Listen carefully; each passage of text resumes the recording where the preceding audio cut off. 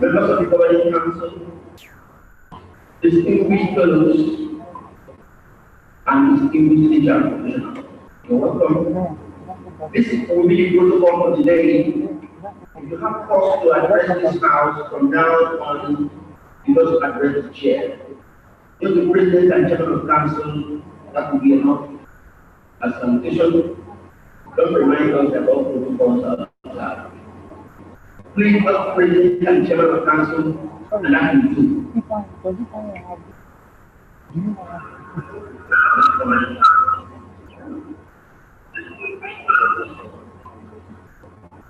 Leadership to the table, please. Leadership to the table, please.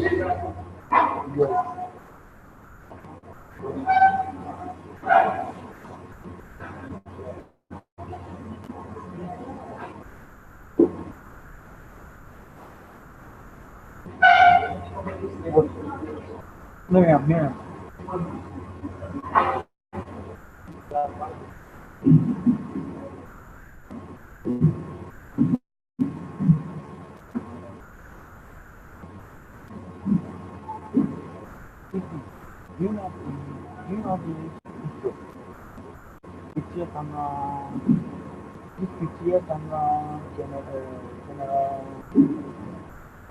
Just to get the health, safety, and environment issues here.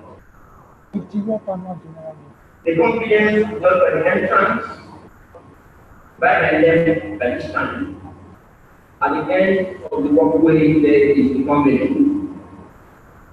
We're also locating fire here, so if you should hear any alarm, it's real.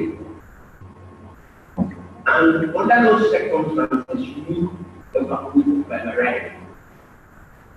And then, okay, it's very difficult. So please, if you need to evacuate, please take the entrance you came through that by the left or directly opposite again. And the muster point is displayed out there. If there are other issues around here, you need to get information on. Ask the desk here. At this point, we will write the national anthem.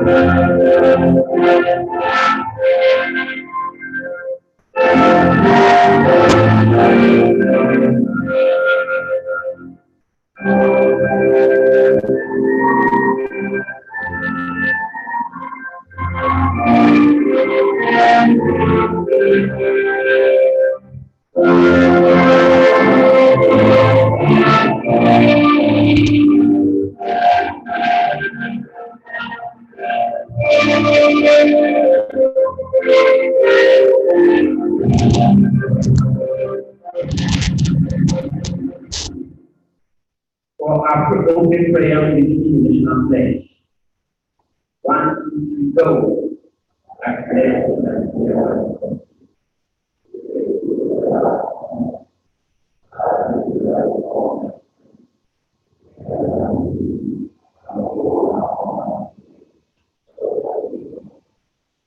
Thank you. Now invite the minister to take us through our prayer one.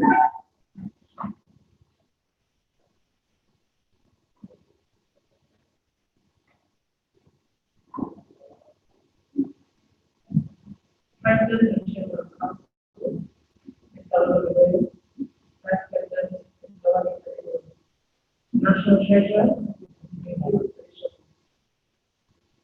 all past presidents, immediate past presidents, all past presidents and presidents, as part of the council, members of the institute, English HR practitioners, gentlemen of the press. Good morning. I'd like us to read together on page 2. Advice for the code of conduct.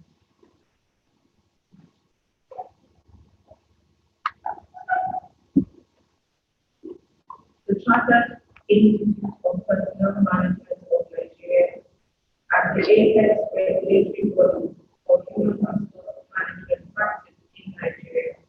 It committed the highest possible standards of professional conduct and competence among its members. Therefore, as a member of the institute, I, pledge that I shall all times carry out my duties and responsibilities with integrity and diligence, demonstrate competence and ethical behavior in all my business, professional and personal activities, respect all nations, promote, encourage, and save access to process and procedure in the practice of human resource management within my sphere of influence. Endeavor to make personal decisions after considering all options of which resignation may be one in defense of the good of others, where there are conflicts between my professional education and the expectations of my corporate.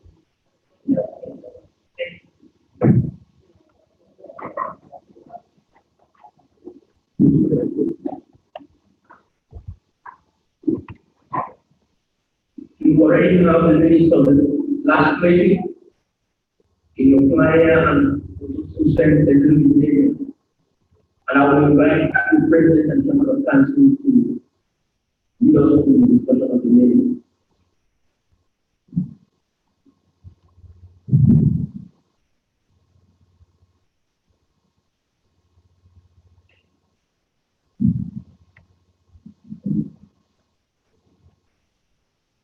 Good morning, dear colleagues. So let's quickly go through minutes of the 49th annual general meeting. Last year, we have been and I believe that comes with you and the knowledge of the electronic version. So we start with page 1, attendance.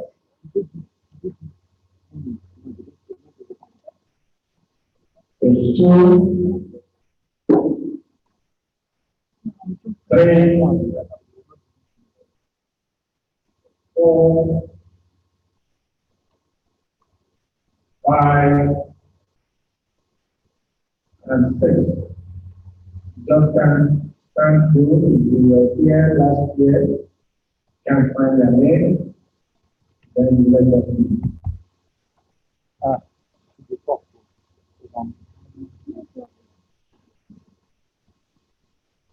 Page 7.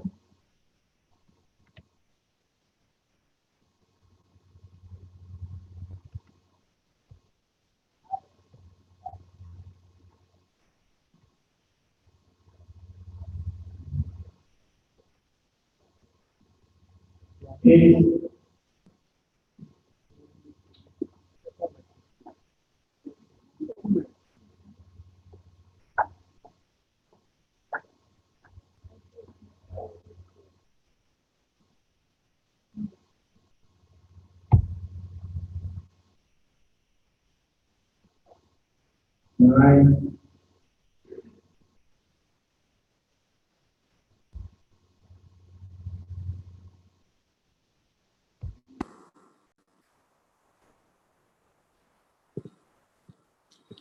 Page 10.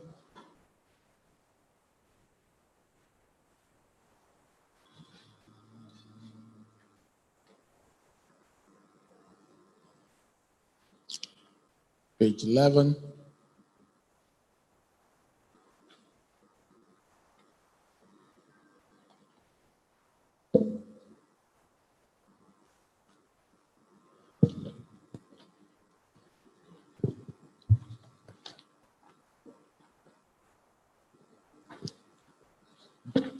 Page 12.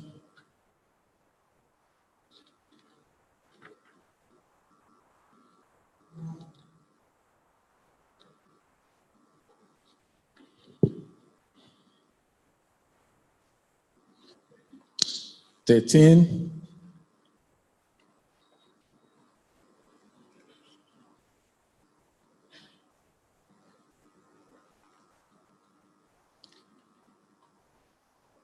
14,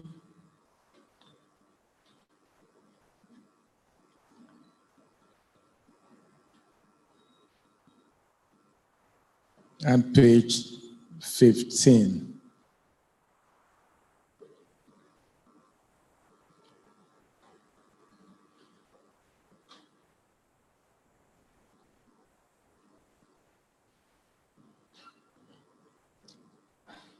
So from pages 1 to 15, if there are corrections, amendments, any item you have observed that we need to be aware of, please simply signify by the raise of your hand, and the microphone will come to you. But in the meantime, let me use this opportunity to welcome one of our very senior past presidents, Mr. Victor Iborajolo. Thank you, sir, for being here. Welcome. Yes, sir.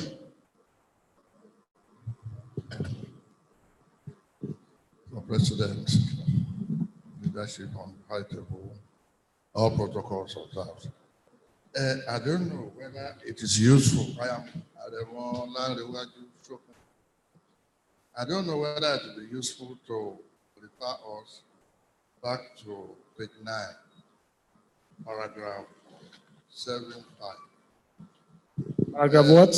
Paragraph page 9, paragraph 7.5. 7.5, yeah? My Oga Frederick Abisola has since passed on a long time ago. And somebody was just suggesting here that we should reach out to him. So I think the man has since passed on. It was my Oga in the Ministry of Labour. Thank you. I think at the time they made this suggestion, the person was not aware. Yeah, thank you for that observation. May his soul rest in peace. Next.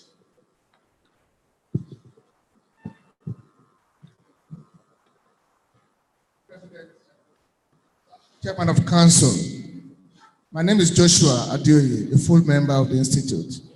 My comment is on page 15, minute 16. I got worried to read in the second sentence that the meeting was adjourned at 1:49. I don't think that meeting was adjourned because there was no unfinished business. So it was concluded. Adjournment is used when there are businesses that have not been attended to, and you have to divide maybe to another time. But every item on the agenda that day was treated. So that meeting couldn't have been adjourned. Good observation. The meeting was closed, or the meeting came to an end. And we note that. Thank you. And we also decided that the next AGM will be today. Thanks, sir. Okay, in the absence of any further observation or comments, somebody behind? Sorry, Mr. President, members of the council, my name is Dr. George Henacho, Country Personnel Director of Michelin. I have an observation. Sorry, sir, there is an echo, so maybe we need to be careful how we use the mic so that people can hear. Okay. Thank you. Okay, the President, CIPM, members here present. I'm a full member of the Chartered Institute of Personnel Management, and I represent Michelin, the Director of Personnel in Michelin. My name is Dr. George Ihenacho. I have an observation on page 14. That is bullet point 14, the last line. An emergency meeting of the Governing Council held on 18th of April 2018 to consider and resolve the unanticipated situation of how national officers' positions are to be filled, and came up with the revised list of nominations that was unanimously ratified by the governing council.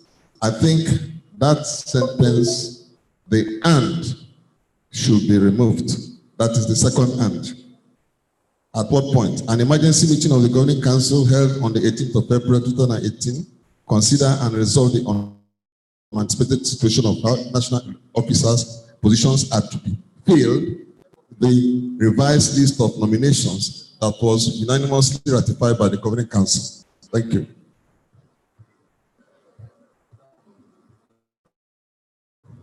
If the sentence is read well, you will see that the last "and" there should be removed. Thank you. Okay. See you. You may want to clarify why we have that second line. And again, welcome, sirs, Dr. Alo and Dr. Akata. Good to have you people here. Welcome. Thank you, sir. Thank you, sir. We believe that both "ands" should be in that sentence. The emergency meeting of the governing council held to consider and resolve the unanticipated situation of how national officers' positions are to be filled. And then we came up with the revised list of nominations. So, we considered, it was held to resolve a situation, and the result was that we came up with the revised list of nominations. So I believe that that second "and" is also appropriately placed. Maybe a comma and then an "and" might resolve the issue, and it is well noted, sir. Dr. Henry, what do you say? This could also be an opportunity for us to learn.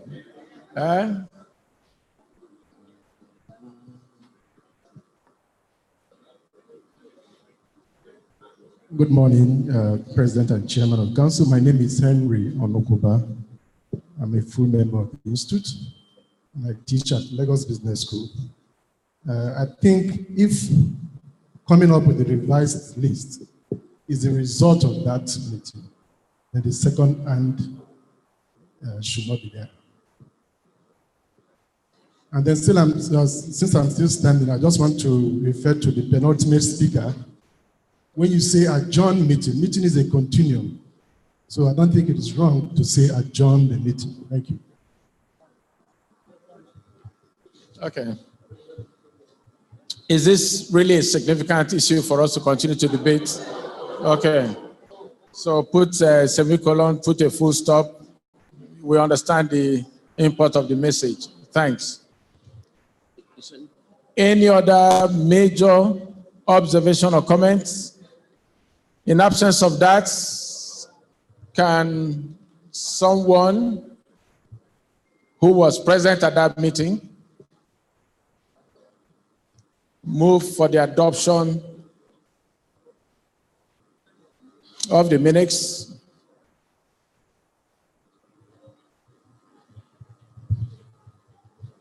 Good morning, leadership and members. My name is Adeyemi Ajayi, CIPM.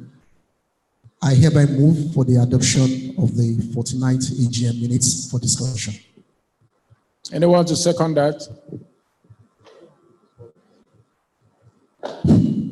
My name is Abiodun Ogunkoya. I want to second the minutes. Thank you. Thank you so much.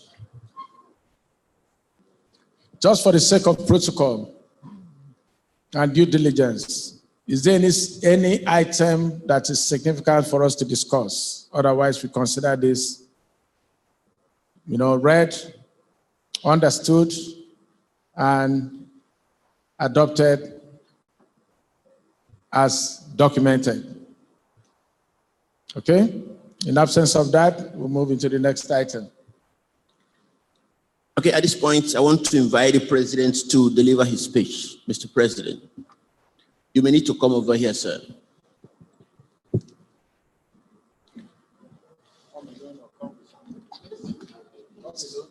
Sorry. You can come alone, sir.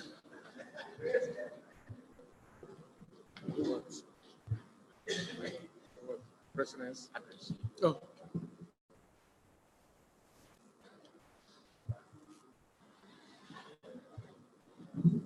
I would really appreciate if we can have the attention of all the people behind, and if it's possible, for you to suspend what you're doing and just come forward, please. That would be appreciated.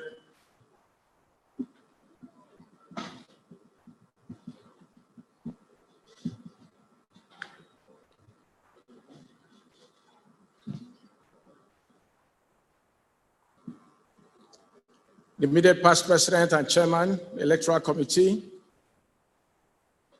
Mr. Anthony Arabume, the vice president, Wale Adediran, national treasurer, Nkiru Adeshogan, the registrar CEO, council members here present, past presidents, elders, gentlemen of the press, distinguished ladies and gentlemen. I warmly welcome you all to the 2019 Annual General Meeting, which is our Golden Jubilee edition, celebrating 50 years of the Chartered Institute of Personnel Management of Nigeria, and also celebrating laudable achievements and contribution to the Nigerian economy. I want to use this medium to sincerely thank you for giving me and the other elected officers the privilege to serve you for the past 2 tenures. Even as we look forward to the concluding part of the election exercise, which commenced on Tuesday, 9th April 2019, I implore you to be open-minded as we all collectively chart a greater course for our institutes and our involvement in human capacity development in this country and beyond. The past 50 years of the Institute's establishment has seen tremendous growth and development, and I'm fortunate to have been one of the torchbearers, serving as your president and chairman of council in this Golden Jubilee year. Our history cannot be complete or completed without acknowledging that we have also witnessed several challenges of varying intensity, all of which we have surmounted to get us to where we are today. At this point, I'll be delving into the main crux of this gathering, a report of the activities and key strategic initiatives implemented in 2018 by the Institute. Financials. Despite different challenges facing businesses in the year under review, the Institute continued to grow with a 43.5% increase in our net surplus, which stood at 99 million naira in 2018, as against 69 million in 2017. Our net asset base stood at 1.3 billion naira at the end of year under review, representing a 10% growth as compared to 1.2 billion naira in 2017. This achievement, even if you don't clap, is highly laudable, especially taking into consideration that the national economy is still recovering with a gross domestic products growth rate of 2.38% recorded in the same year. The Institute's growth is attributable to significant increase in our value offering and attractiveness to members, evidenced by the increase in membership subscriptions, revenue growth, and a deliberate strategy to strengthen and diversify our investment portfolio in non-current assets. At some point, the National Treasurer will provide more details on this. Last year, we focused on 3 strategic thrusts, which were, number 1, To strengthen internal and external stakeholders' engagement. Number 2, to strengthen existing branches, ensuring membership growth and participation. And number 3, to make CIPM more attractive to all HR practitioners. I will now give a high-level overview of our key achievements based on the above. Enhancing stakeholder engagement and advocacy. The Institute continued its contributions to the National Minimum Wage Discourse. Several electronic media presentations were made through our members to communicate the Institute's position on the issue and to educate the general public and all stakeholder groups on the need for continuous and industrial harmonious dialogue in the negotiation process between the labor unions and government at all levels. Number 2, CIPM effectively engaged 15 universities across the geopolitical zones of the Federation to further drive our curriculum integration agenda and explore mutually collaborative opportunities for curriculum alignments and certification recognition through engagement with 8 professional and corporate entities. Memorandum of understanding have been signed for a few, and I'm certain others will follow suit as there are clear indications of interest.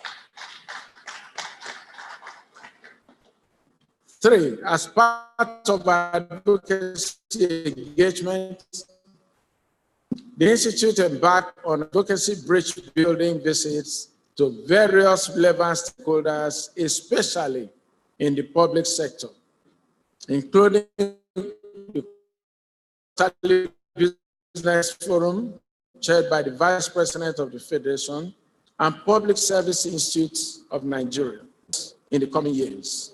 But needless to say that wherever you go to today in the public sector, at the highest level of leadership in this country, people are taking note of CIPM, people recognize our contributions, and there are very commendable comments that are made about the Institute. Learning programs. CIPM learning programs saw a significant overhaul in our approach, as evidenced by the redesign and restructure of our offerings and learning programs to cover more people-related issues bordering around strategy, career advancement, and critical business concerns, all with the aim of making our members well-balanced HR professionals. In addition to this, we listened to our members across the country and increased the number of programs outside Lagos. This new bouquet of offerings was deployed at the beginning of the year. Of note is also the launch of our e-learning program, which gives members the opportunity to learn on the go and access best practice content and technology-aided instructional materials. We are indeed encouraged by the radical change in approach and the potential impact for our members' professional development. CIPM internship program ready to market. I hope everybody is familiar with that and the reasons behind the launch of that program. With the current state of skills misalignment in the economy, the Institute launched the Ready to Market scheme designed to fast-track and enhance the competence of graduates who have successfully completed CIPM professional examination and have been inducted as associate members, but have no practical exposure in HR, thereby making them unready for the labor market. This scheme exposes qualified candidates to intensive, hands-on competency-based experiential learning during a 6-month internship program.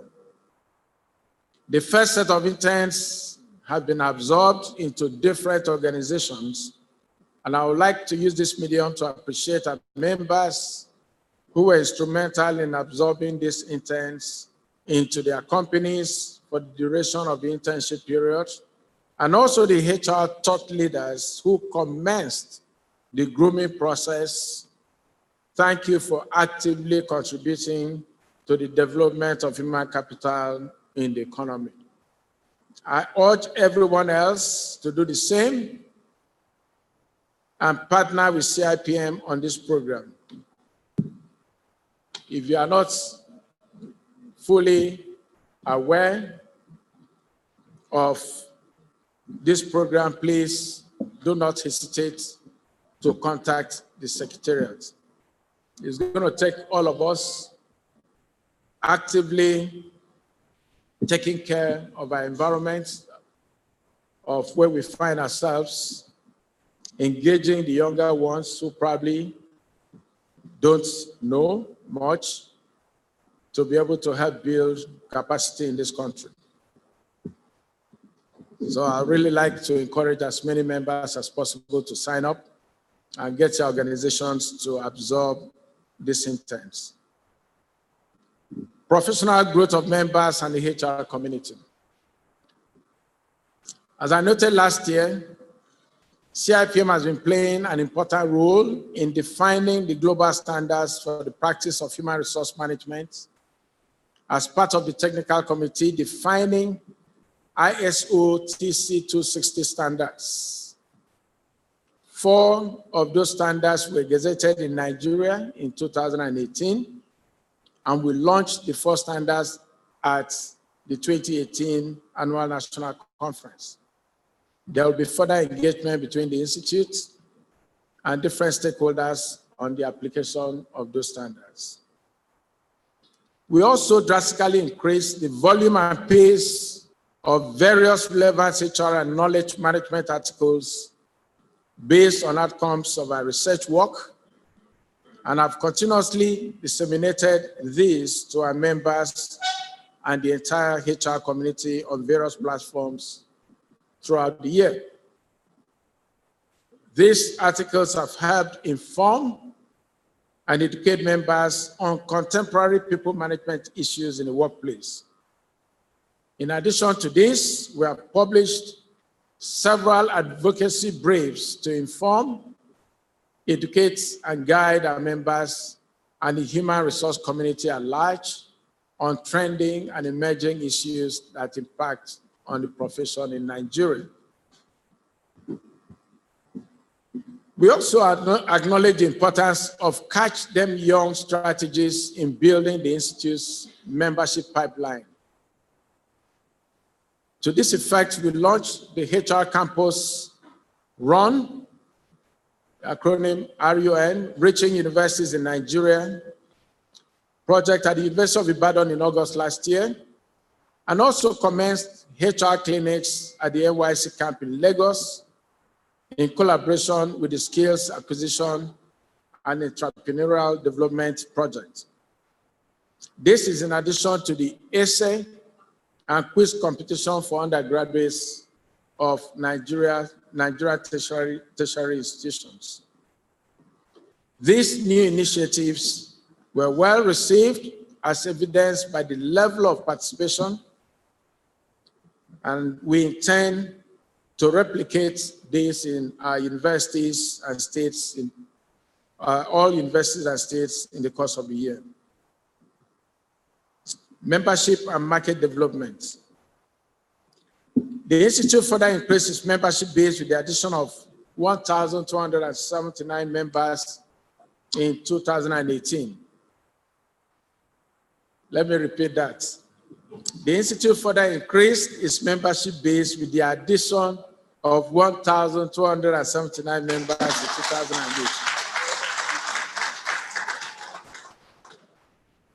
You must be attractive for people to want to join you. There must be something that you are doing that people see and want to join you, especially when you are not a political party. 3 induction ceremonies were held for new members into the associate and full member grades of membership, with an increment in membership admission through the examination route for upcoming HR practitioners as compared to counts in the past 3 consecutive years. To progress the attraction in the academia space, the academia route criteria was developed and approved by council with the aim of attracting professors, lecturers, and researchers at institutions of higher learning. And this is really important because when you consider the challenges we are having with research work, and this has nothing to do with CIPM alone. It's almost a country challenge. Anytime you're looking for data, there's tendency to go outside. You need to get people that are very versatile in data gathering and research work to be on board. So I see this route as a very important one. I thank the council for having endorsed it, and I think it's going to play a very significant role in helping CIPM move forward. Also, the Institute made efforts to retain current members by reviewing the value proposition offered to corporate bodies and individual members. And a number of new initiatives were introduced, which, on a welcoming note, is paying off and has resulted in the increases in retention of members we see today, with a 51% increase in the payment of membership dues. For the year in review, another achievement is our increasing visibility and acceptance by the public sector. This is evidenced in the fact that 42% of the delegates at the 2018 conference were from the public sector. The work we did with training civil servants in Lagos State has led to similar opportunities in Ogun and Ekiti states during the year. And I must add that last week, I think it was, the CEO and I and 2 other directors paid a visit to Akwa Ibom State, met with the governor of the state. The Local Government Service Commission has already commenced work with CIPM, Akwa Ibom State branch, and the governor wants the Civil Service Commission to follow suit.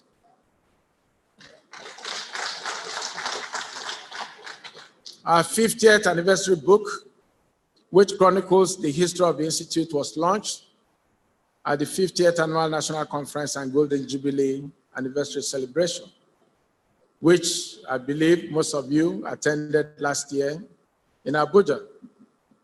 I would like to use this opportunity to once again thank our founding fathers, sincerely thank our past leaders, some who are seated here, who contributed their time and knowledge to make CIPM happen. You know, when you are not in this leadership part of the room, you may not know what it takes to get into an institute which doesn't pay you money, takes your time, saps your energy, but which is sincerely driven just because you have the passion for service. The last 2 years, I can tell you, I really understand what these are past leaders, and I thank you. I thank all of you. State branches, state branches, state branches. How many chairpersons of state branches are here? Just a handful. Thank you. Thanks for coming.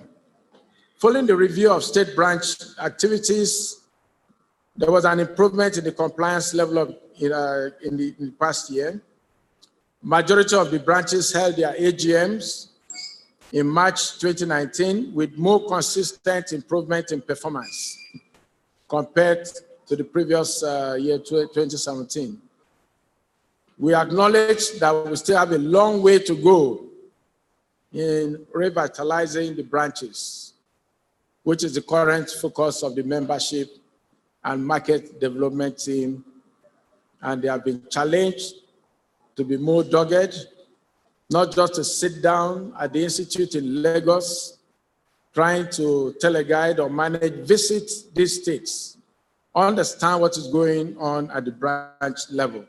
Because just imagine how CIPM would be if we had CIPM operating at full capacity in 36 states of the Federation plus FCT.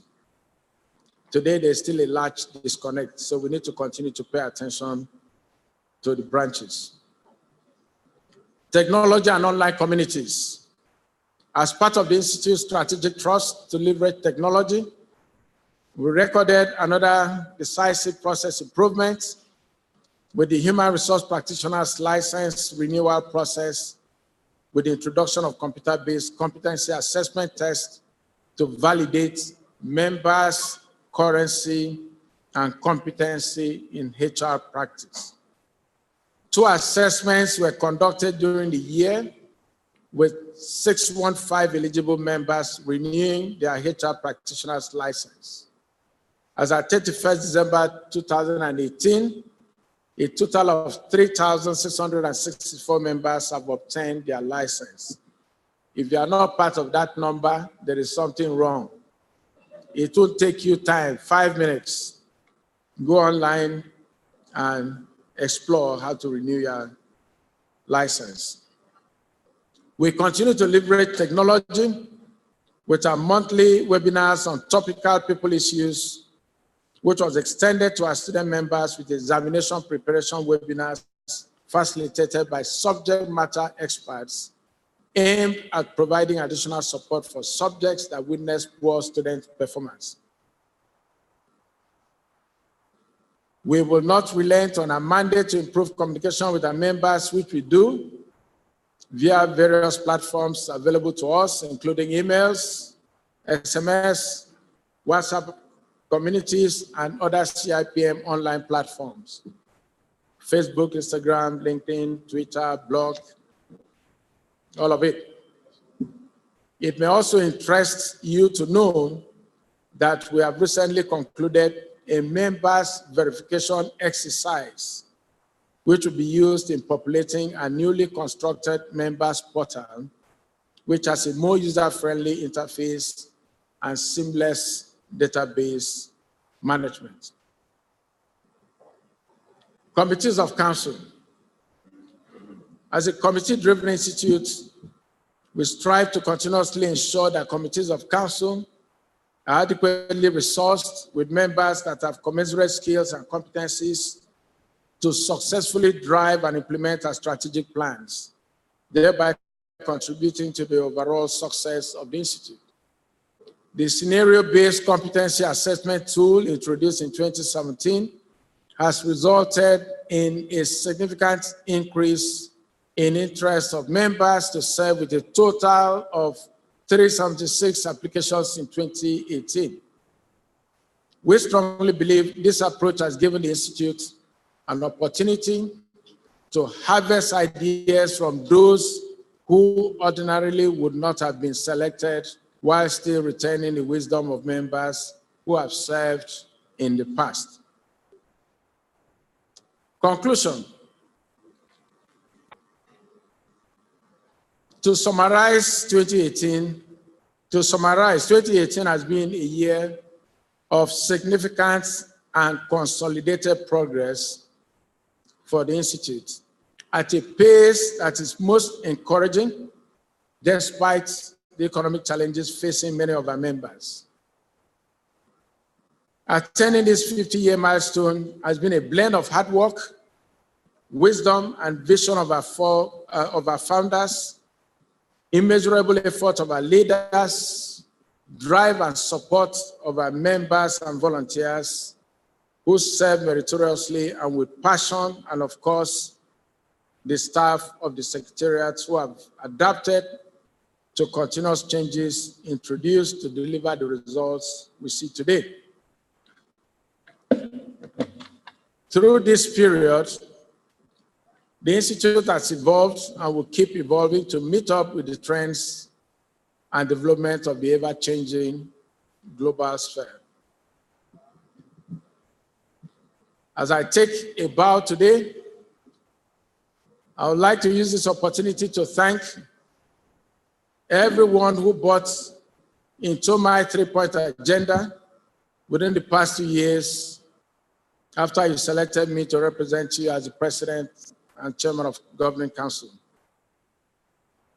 I must confess it has not been a very smooth journey, but I acknowledge that the path of leadership really is.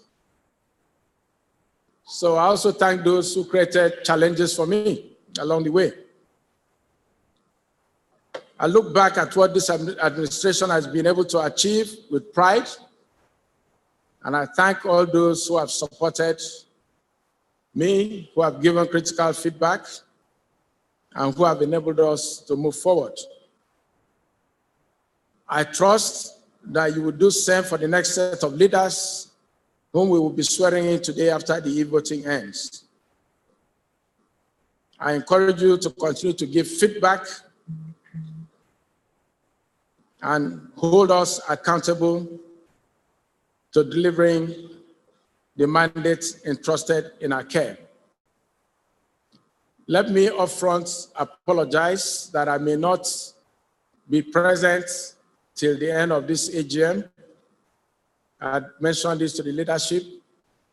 I have an emergency meeting that came up with external visitors who are flying out this night. But it also depends on how Dr. Charles will enable us to speed up things. But I want to sincerely thank all of you once again. May God continue to bless the Institute and bless all of you. God bless.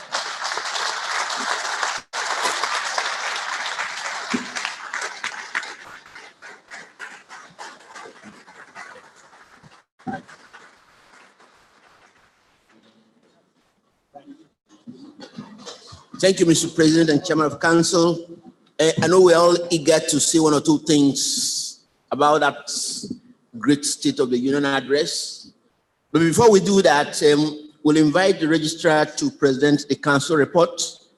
And before the registrar does that, any other reports outside the president's address will need just summaries and highlights.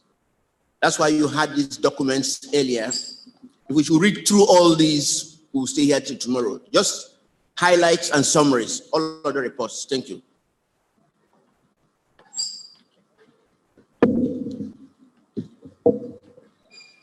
Thank you very much. The President and Chairman of Council, I stand on existing protocol.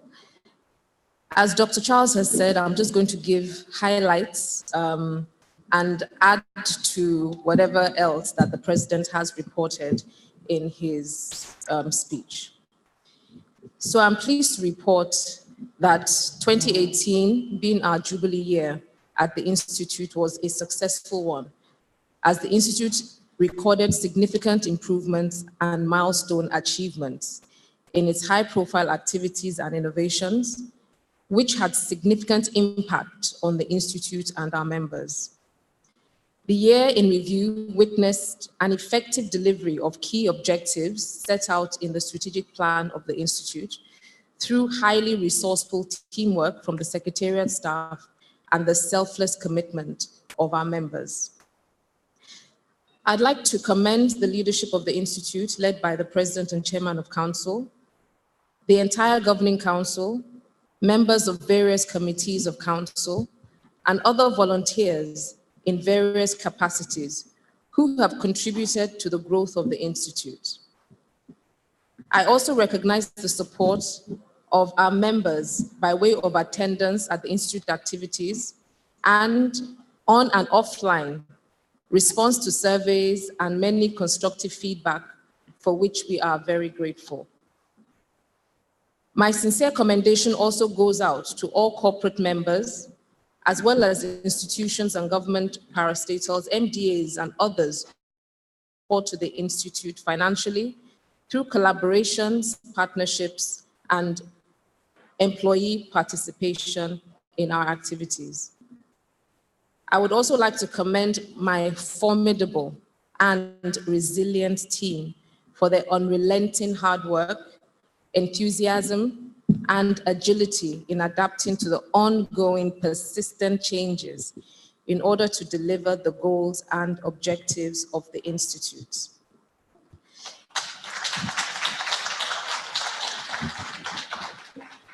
So with that, I'll just pick on key highlights in the various areas, starting with membership and market development.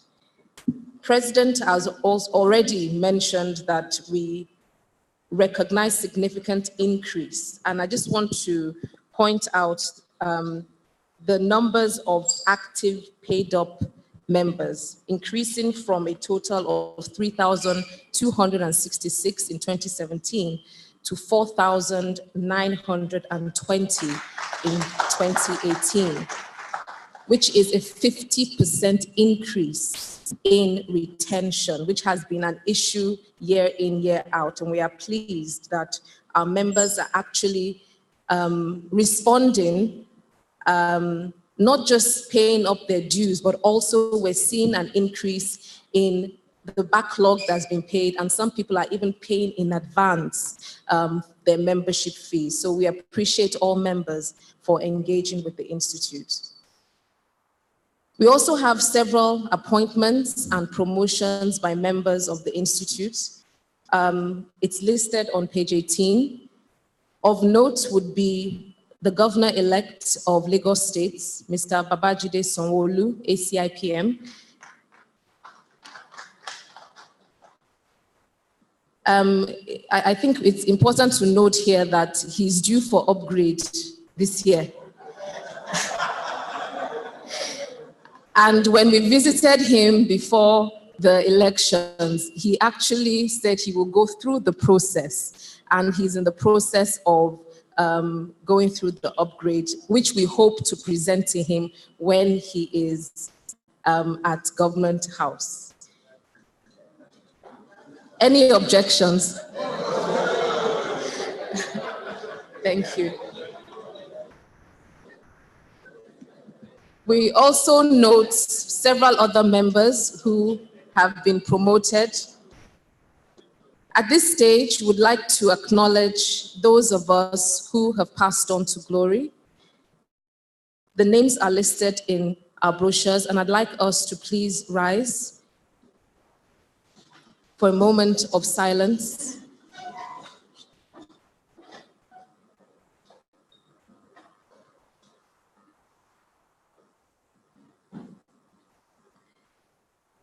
May the souls of the departed rest in perfect peace.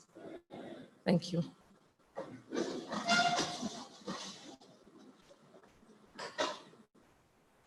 We had several high-profile activities during the year. We had our special Human Resource Forum, which took place in July last year, where business leaders and HR leaders and practitioners from both the public and private sectors converged to discuss talent and intelligent leadership, a roadmap to unleashing greatness in your current and future leaders. The guest speaker was John Mattone, the founder and CEO of John Mattone Global, former executive coach to Steve Jobs. We also held a special Human Resource Forum, which was held by Cross River State in collaboration with the national body. And they held their event themed Building an Entrepreneurial Workshop for Corporate Competitiveness and National Development in July of last year. President has mentioned the 50th National Conference and the Golden Jubilee, which was a huge success. We recorded an attendance of over 2,600 participants, comprising of HR practitioners and other professionals from various sectors of the economy, which was the highest recorded number of delegates so far in the history of the Institute. We had a few interesting additions to the conference, but we were happy that the conference reached its climax with the closing keynote address delivered by the Vice President of Nigeria, Professor Yemi Osinbajo.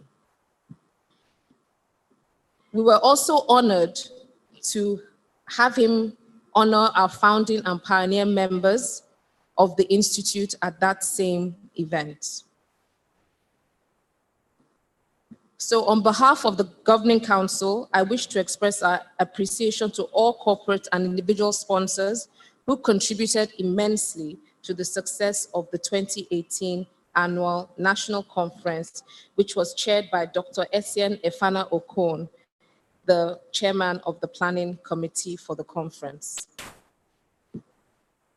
Strategy, Advocacy, and Stakeholder Relations Department. The key event with this department was the development of the 2019 strategic plan. At the end of an iterative stakeholder consultation and engagement exercise, the 3-year strategic plan identified 4 major thrusts. Thrust 1, stakeholder satisfaction to ensure premium stakeholder experience. Thrust 2, brand equity, promoting brand excellence to deliver value and impact. Thrust 3, operational excellence, enhancing effective and efficient service delivery to deliver on our value proposition to our stakeholders. And Thrust 4, regulatory effectiveness, driving people management practice and our mandate. The Directorate is also working with the appropriate committees of the Institute to improve the governance and leadership mechanisms and processes of the Institute in order to enable the Institute to achieve optimal performance of its mandate and charter implementation. Advocacy. Our advocacy unit is now fully resourced with a main focus on engagement and consultation with different key stakeholder groups. We've had several involvements at federal level, which includes involvement with the minimum national wage discussion, our contribution to the National Employment Council, which is chaired by the Minister of Labor and Productivity, and our attendance at the Quarterly Business Forum, which is chaired by the Vice President of the Federation. The unit also published several advocacy briefs to inform, educate, and guide our members and the human resource community at large on trending and emerging issues that impact the HR profession in Nigeria. And details can be found in the brochure. Certification, examination, and licensing. The President has mentioned the launch of our ready-to-market unit. The Institute reassessed several study centers during the course of the year. And out of a total of 50 study centers we reassessed, 8 were delisted for not meeting up to the standard expected. Based on the Governing Council's approval, the criteria for establishment of an e-learning center, a number of centers who applied were also assessed, and only 1 center met the requirements that has been given approval to commence operation. We held 2 examinations in the course of the year, February and August, in Abuja, Ibadan, Port Harcourt, Lagos, Enugu, Kaduna, and Covenant universities. And we are pleased to note that the pass rate over the years has increased. One of the ways that we did this was to hold online sessions with our students where they were able to ask questions with subject matter experts. HR practitioner's license. President again has mentioned the importance of the license. To date, we have 615 eligible members who obtained their license in the course of the year, and 3,364 members are now licensed, while 1,258 licenses have expired. L&D unit. In the course of the year, new topics were added to the bouquet of training programs that were made available in our 2018 learning calendar to deliver meaningful and insightful learning and practical experience for members and non-members. I'm also pleased to announce that we launched our learning management system at the annual national conference. The platform at the moment hosts topics on performance enhancement, and this was made possible in partnership with a company called Seamless HR. Research Standards and Knowledge Management Unit. As we all know, this unit has increased its operation and output significantly, and we intensified our focus and resources and output from this unit as we believe that it was one of the ways to enhance the value proposition to our members. The Institute continues to play important roles in defining the global standards with the official launch of 4 standards that were gazetted. Again, we launched it during the annual national conference. We recognize the need to guide our stakeholders on economic indicators, guiding HR and business-related decisions. To this end, in the year under review, we launched the production of the annual HR Outlook, which is the impact to HR on the key economic happenings in the country. Our People First magazine and the HR Management Journal were also rebranded in the year under review. In addition to redefined content, the transformation of the look and feel of the publications were made that has made them widely sought after. And this is evidenced by the commencement of commercial orders by various institutions in the country. We recognize and acknowledge the need to standardize the operational processes of the Institute's business. To this end, the first CIPM Standard Operation Procedure Manual was developed during the year under review, which is like a 400-page manual of every process within the Institute. Some processes were kept on hold because we recognize we need to totally re-engineer the process to make it more effective and efficient. The unit produced a number of thought-leading and insightful papers in the year of focus. Members are advised to visit the Institute's website and click on Knowledge Hub to access different categories of these papers. HR. There were key projects within HR, and I'll just note a few of them.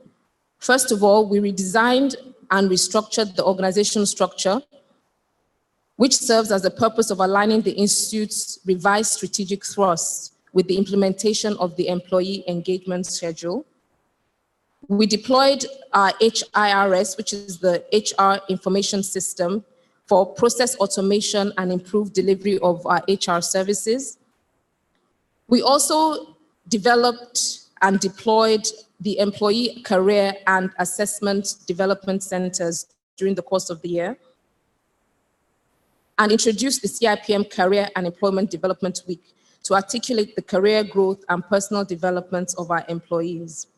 Finally, there was a detailed review and the approval of the Staff Handbook, HR Policies and Procedures Manual. We had several staff entries and also staff exits in the course of the year. I would like to state here that the regrettable staff exits in the last year were staff that moved to larger organizations with more attractive compensation packages. I would like to thank all members, committees, leadership, and staff who have stretched, grown, and helped us to achieve the mandate and achieve the results that we have reported here today. Thank you very much for listening. Thank you, Madam CEO.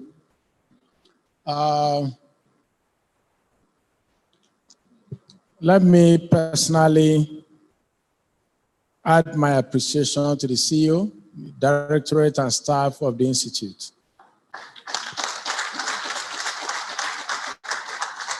You know, if you reflect on the vision of CIPM, you clearly articulate that you want to be the foremost people management and organizational development institute in Africa, and one that is respected across the world.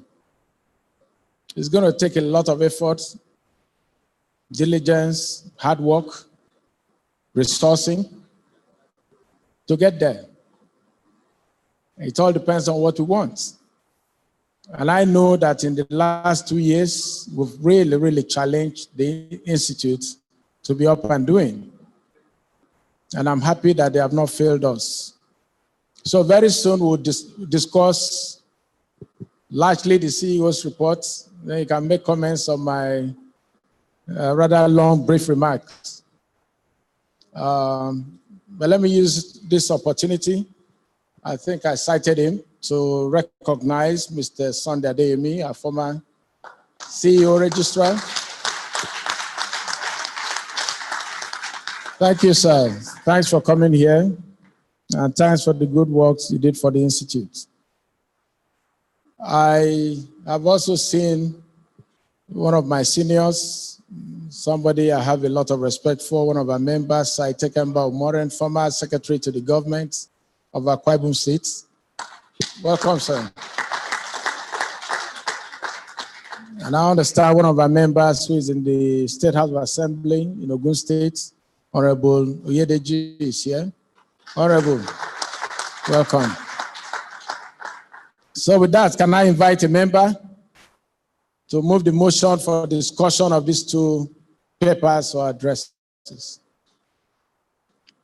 A member that will ask questions. Mike, Lady Orji. Where is the microphone? Oh, somebody behind. Sorry, I recognize her first. Don't be upset. I will come to you for something.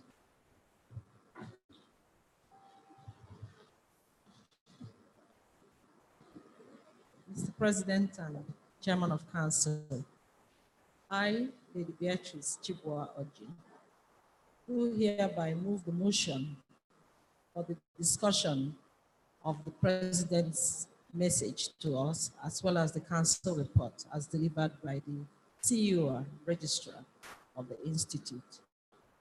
I hereby move. Thank you so much, ma'am. With that, the floor is open. If I may advise, just an advice, let's not get into minor administrative issues. Let's stay strategic. I know there's a lot of items in these two reports. So the floor is open. If you need a extra microphone. Oh, we had somebody that, okay, the man that stood up. Please, sir, just take the microphone and second. You can still make your comment.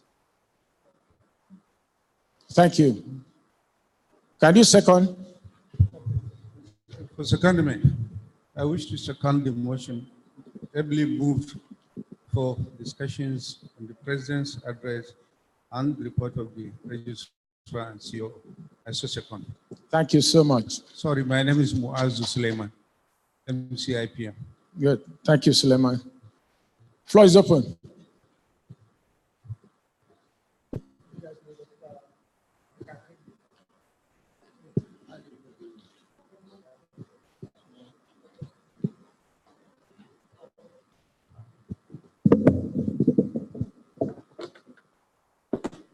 You don't have a microphone. Go ahead.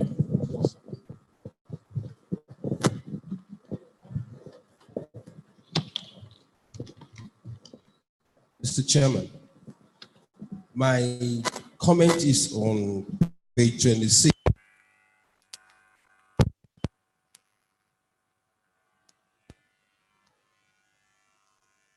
Page 26, and it's on the human HRPL. From what we have here, 1,258 members or licenses expired. And if we look at B1 or B1 through assessment, 87 participated. In 2 through work activities, 398 participated. That gives 87 plus 398 out of 1,258. Out of these, the assessment 65 qualified or were assessed to have been positive. But in the activities, out of 398, we have only 15. Only 15 made 60 and were able to pay. There's something that is not aligning here. If 1,258 licenses expire, apart from the ones that we have coming on, if 1,258 expired and only 87 and 398 were able to apply, out of that, 65 and 15, then we should look at that process again. Thank you so much. You know, sometimes they say HR people cannot count bodies. So let somebody do the maths and reconcile the figure. Next question. The chairman and president of council, or the president and chairman of council. My name is Henry Onokuba, MCIPM. First, I'd like to commend the Institute on page 10 for the approval of the academia route. I think it's long due, and would like the Institute to please throw more light on this because we'll be very interested in that.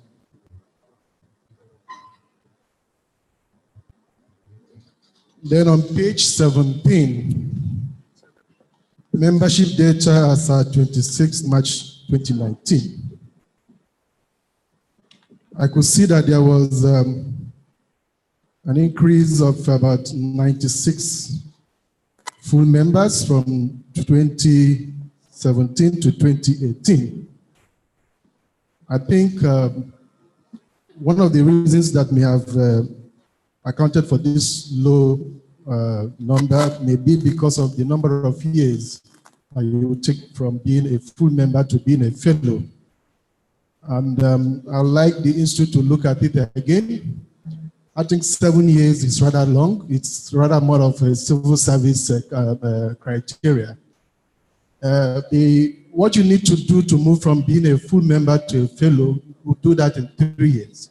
And it's really about interest and about service to the Institute. It's not about how many years you have been in the Institute. Thank you very much.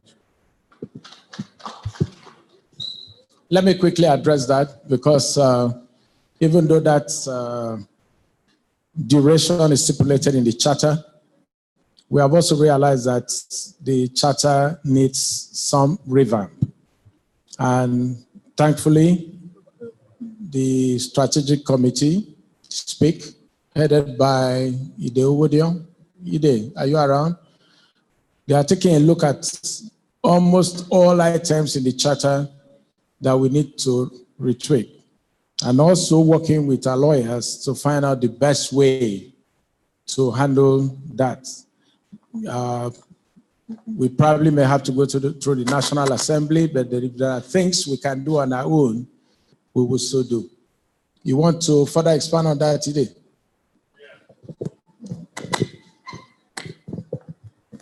All right, so my name is Ide Owodion, fellow of the Institute, chairman of SPEAK. In the last year or so, we've been taking a critical look at the charter of the Institute to see how we can achieve regulatory effectiveness, which of course is the fourth strategic thrust in the strategy for 2019 to 2021. And a couple of areas that we think we can leverage on. For example, the charter provides for us to have a tribunal, which we have never really explored.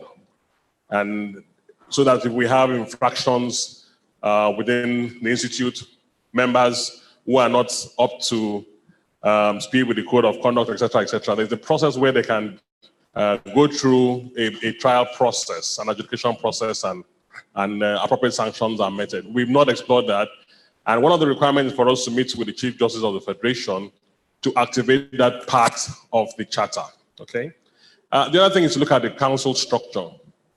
For example, the charter provides that the council should be made up of branches. It doesn't define what a branch is. It gives that power to the council itself to define what should constitute a branch. So today we have the branches defined as states. And the way we're looking at the council today, it's kind of makes it very unwieldy. So assuming that we have only 36 members 36 states in the country, fully developed, you would have to have 36 members in the council plus Abuja. And so we are looking at how do we have a change where, for example, the council can redefine what that branch should be. Should that branch be defined according to geopolitical zones? And maybe we give special status to Lagos, to Abuja, and other economic nerve centers in the country. The other area we're looking at is how do you define committees? Fellow, I think you've answered the question. Okay, fine. Work in progress. All right. Work in progress. So those are the areas we're looking at, a lot of areas we're looking at. Hopefully, you will give us the support. Thank you. Get that done, yeah. Stay tuned. What they need is the support to move forward. Next comment. Okay. I'd like to page 10. First, thanks to the President and the CEO for the very detailed reports they've given to us. My comment is taken from page 10, which is actually extending the point one of our colleagues just made reference to. The academia route, in particular with reference to the place of research and the need to be data-driven as an institute, is something that for us is quite an exciting innovation to work on. But I want us to deepen this by, in fact, taking a step further. And that step should be that we should already in-house be looking at the possibility of setting up or endowing professorial chairs, 1, 2, in some of the reputable universities in Nigeria, focused on human resource studies. That way, you're going to have somebody you can always rely on, together with his team, to push forward our agenda or our interest in this matter. I think that's on that. I want some explanations on page 17, but if I do understand what is there, I'm seeing something of concern with full members. Why such a small number of full members should be paid, active in terms of financial involvement with the institute. What really is the issue? Because these cannot be people who should be resting on their oars yet. If you are a fellow and you are beginning to say, well, what next? Then one can understand why full members at this stage. Thank you very much. Akata Grant, by the way, that's the name.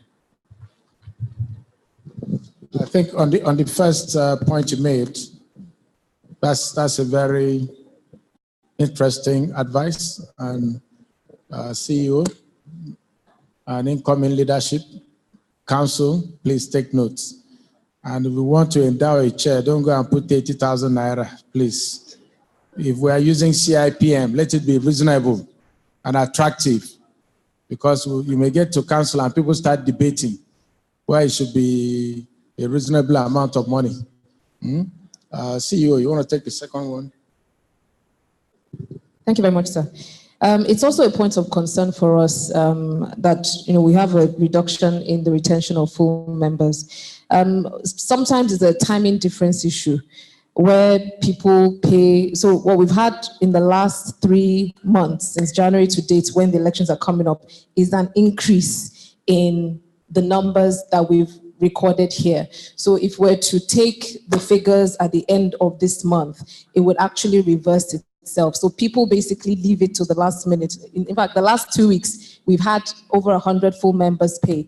And this is for last year. So, I would like to say that this is partly due to a timing issue in when people are paying. Dr. Allo. Yeah, President, distinguished members. First, I'd like to commend the leadership and also the members of staff for the sterling achievements that we've listened to today, it gladdens one's heart that we're making this kind of stride. The other point I want to make came presentation by the Chamber of Speak. I accept the fact that our charter has been in existence for many, many years. So naturally, there is a need for revision to take care of modern things. But I just want to sound a note of caution, because I listened to him say we are trying to meet with the chief process. To me, that is putting the cat before the horse.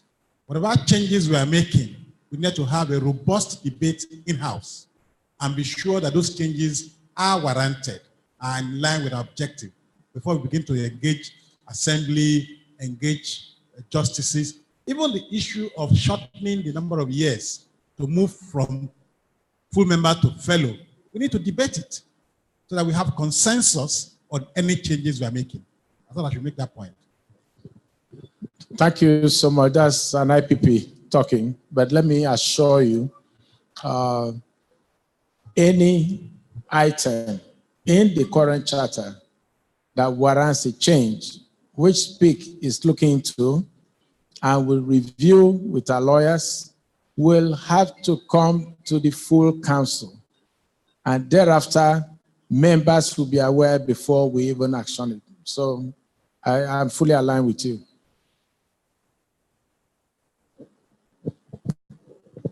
So we'll take next 10 minutes for this session.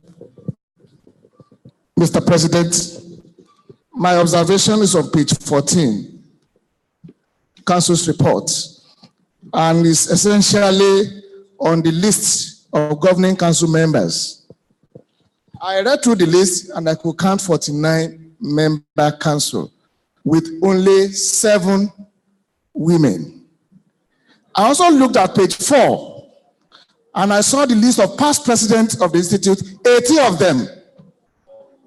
No woman. I'm sorry, I'm not a woman, but I know we have eminently qualified female members who can aspire to the highest seats on the governing council.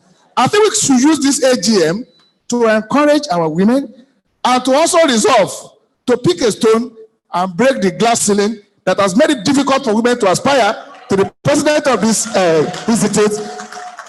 Thank you very much. I hope I will not be called a woman rapper. All I can say in response is I concur. We should have also added young people. We need millennials on board. Okay. Mr. President, my name is Abiodun Shuluade, Associate.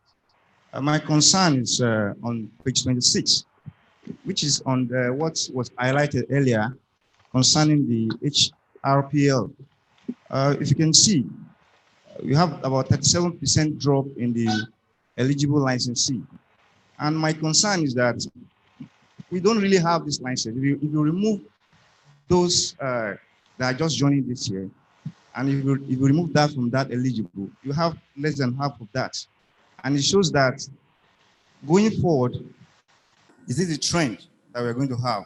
Because this license is the essence of practitioner, being a practitioner. And if these licenses are going down because full members are not really seeing any need to revalidate this license, it shows that only the associate and the new entrants are the ones we are having.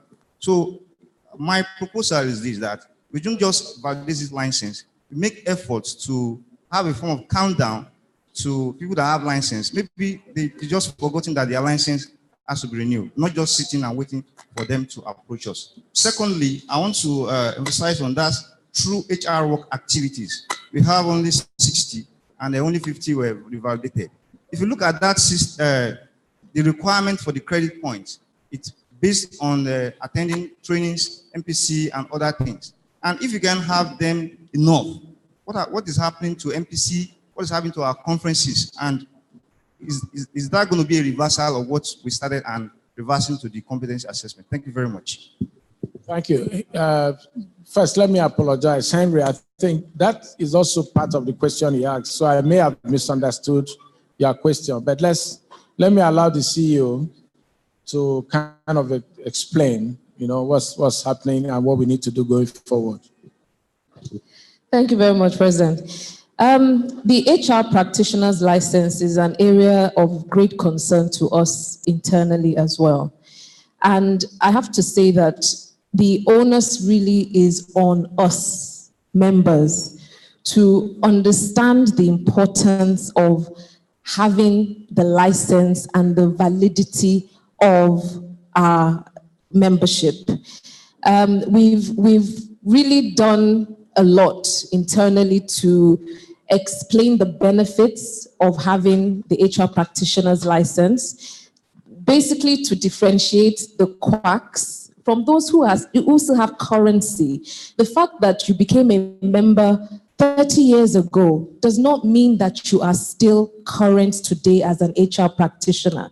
If you're a medical doctor, the fact that you became qualified 10 years ago does not mean that you're qualified today. So I think really for us, it's for us as members to push ourselves to go through this process. It's not as difficult as it seems, but we've had a lot of resistance with people understanding the value that the HR practitioner's license brings to shoring up the value of our profession.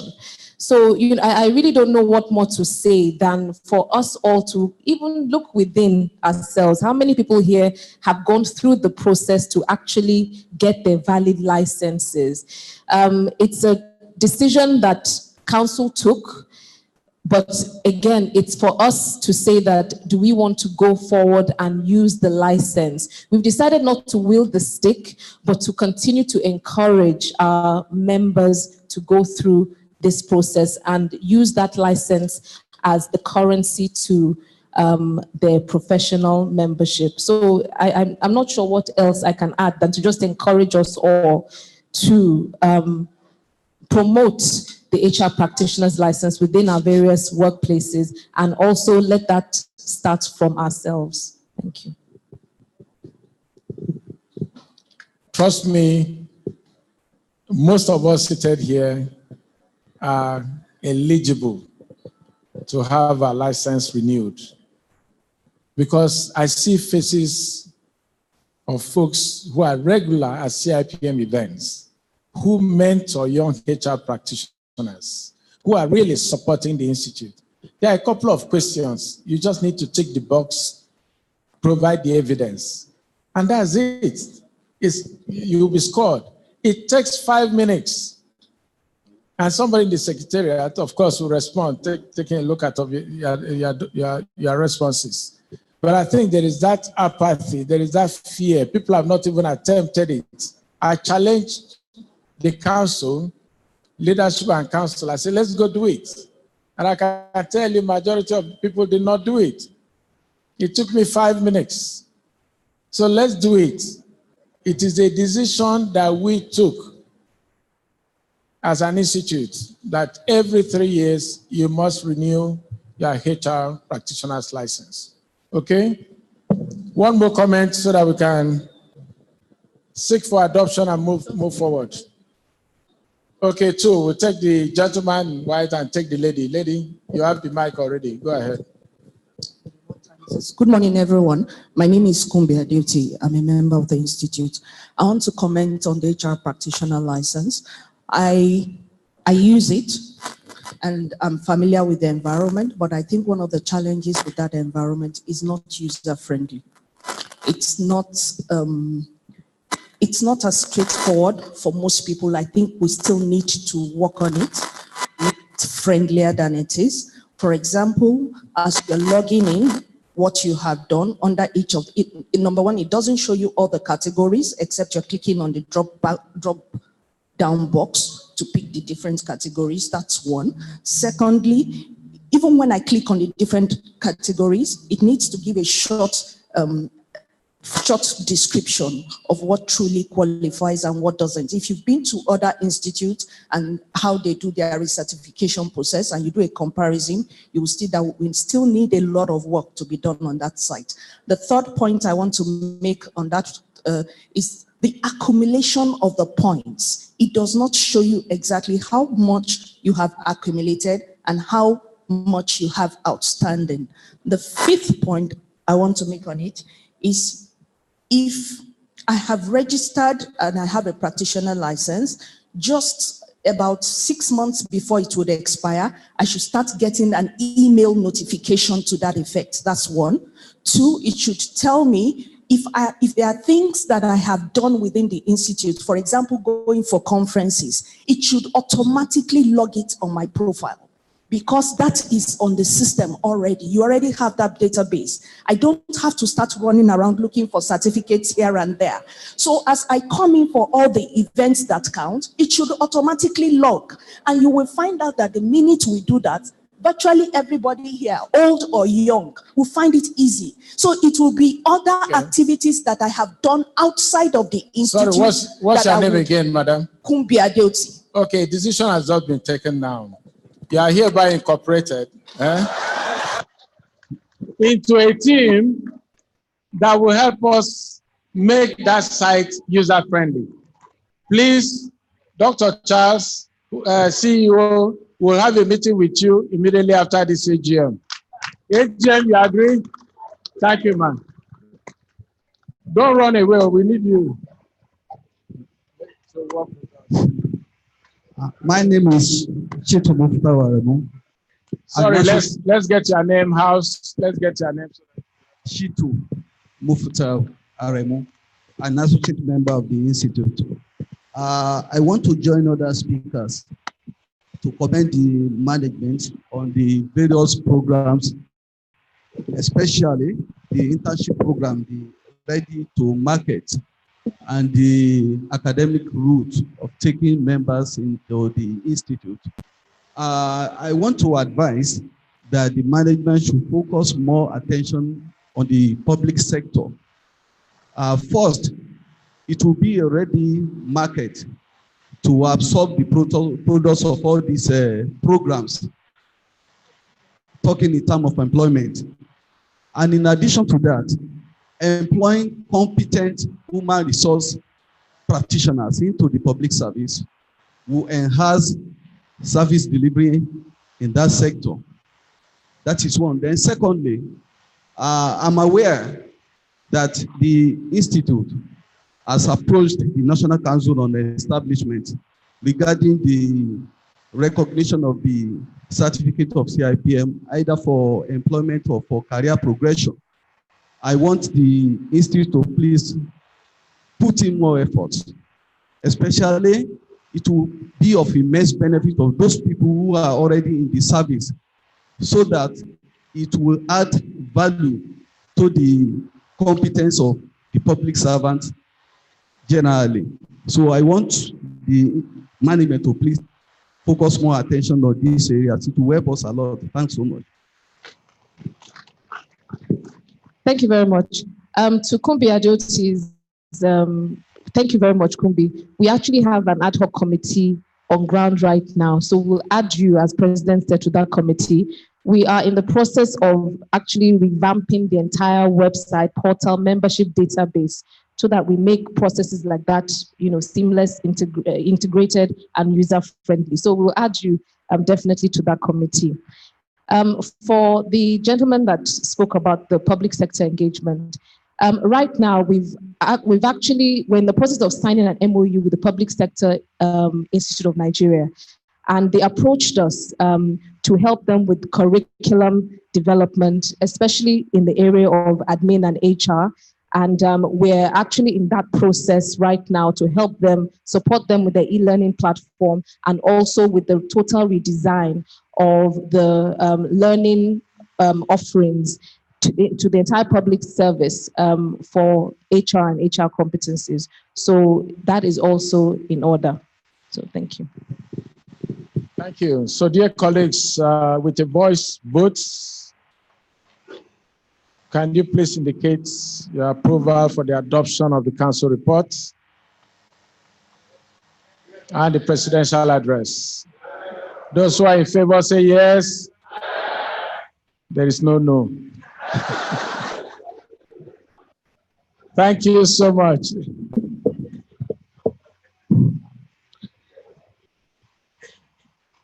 We now invite the chairman of the audit committee or his representative. When the stand is held at the airport,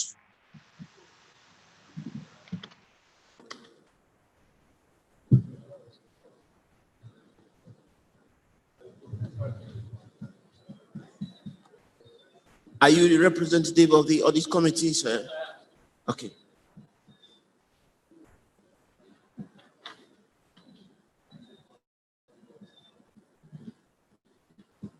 Good morning, ladies and gentlemen, all protocols observed. My name is Dr. Olumide Odejide, and I'm a member of the audit committee. I will quickly go through the report on page 36. If you don't mind, if you turn to page 36, I'm doing this on behalf of the chairman, Femi Mukiko. Right. So the report of the audit committee, in accordance with the provisions of section 359 of the Companies and Allied Act, cap C20, laws of the Federation of Nigeria, 2004, we, the members of the audit committee of Chartered Institute of Personnel Management of Nigeria, having carried out our statutory functions, hereby report as follows: that the accounting and reporting policies adopted by the Institute are in accordance with the applicable legal requirements and agreed ethical practices. That the scope and planning of the audit for the year ended 31st of December 2018 were adequate and appropriate.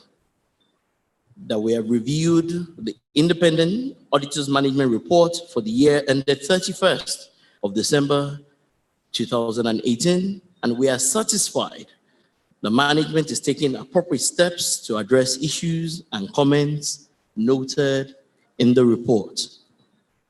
That we have reviewed the Institute's system of accounting and internal control and found them to be effective. And finally, that Deloitte, the independent auditor, have issued an unqualified opinion in their report dated 19th of March 2019.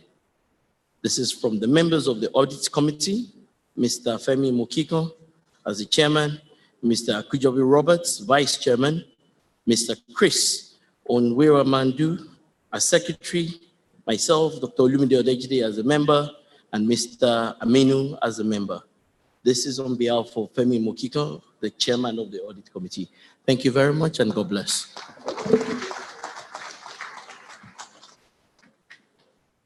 At this point, we'll now invite the National Treasurer to give us the highlights since we all have the details. National Treasurer.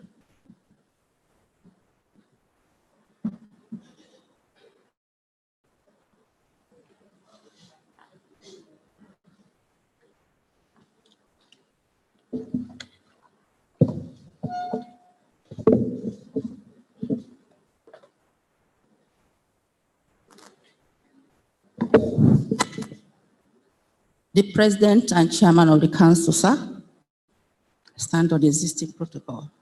It is my pleasure to present to you the audited financial statement of our great institute for the year ended 31st December 2018. Please find below the highlights of the financial performance for the year end 2018 vis-a-vis 2017, and the explanations of the difference between 2017 and 2018 financial years. Kindly allow me to go to page 35. Summary comments on the present result and major financial positions items. Despite different challenges facing businesses in the year under review, our great institute continues to maintain a total asset base worth over 1 billion naira. As the total assets stood at 1.4 billion in the year under review, representing 11% growth compared to 1.26 billion in 2017. This achievement is highly commendable compared to the gross domestic products growth of 2.38% recorded by our country of operation in the year under review. The institute growths are attributable to significant increase in financial assets and investment in the non-current assets. The current liabilities increased significantly by 35.8 million or 37.4% from 95.6 million in 2017 to 131.5 million in 2018. The increase was primarily as a result of the deferred income for rental paid in advance for a 2-year period. The net assets of the institute crossed a record high of 1.27 billion in the year under review, as compared to 1.17 billion in 2017, with 8.5% growth. The going concern of our great institute undoubtedly remains strong with the growth of recorded, and we are positioned in our vision to be the foremost people management institute in Africa, respected across the world. We are hoping for more increases in the current year, given your support, for which we are ever grateful. In conclusion, let me sincerely thank our President and Chairman of the Council, Mr. Odomulunoyo, the Registrar CEO, Mrs. Kwanle, and the entire financial team led by Mr. Edward Dunku, FCA, for their support during the year. As the National Treasurer, they actually supported me, gave me a lot of guidelines, gave me a lot of support that saw to the success of my tenure. Also, thank you all for the trust and confidence reposed in me as the National Treasurer in the past 2 years. I believe I've not betrayed. With due respect, Mr. President, Chairman of Council, distinguished members of the Council, distinguished members of our great institute, I hereby formally submit my report for your consideration at the appropriate time. May I, at this juncture, invite you to consider for discussion and adoption of the following: the National Treasurer's report, audited financial statement of the Institute for the year ended December 31st, 2018, appointment of Deloitte and Touch as external auditors, having indicated interest and willingness to continue in the office, the remuneration of the external auditor. Thank you all for listening.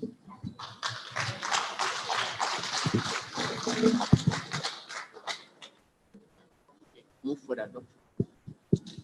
Thank you, National Treasurer.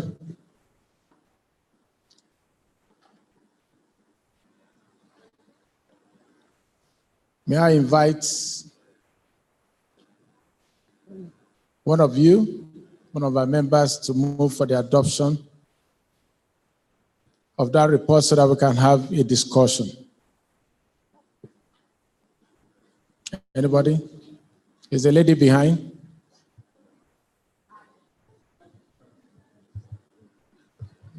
Adoption of the financial report as reported. We didn't get your name. Olamide Olabiran. Thank you. Anybody to second that?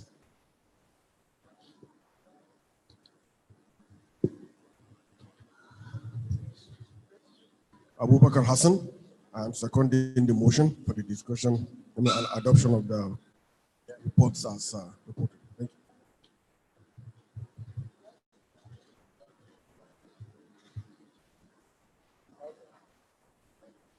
Okay. Sorry, we didn't know the external auditors were present. So we'll now invite you. Please, we now invite the external auditors to give their report.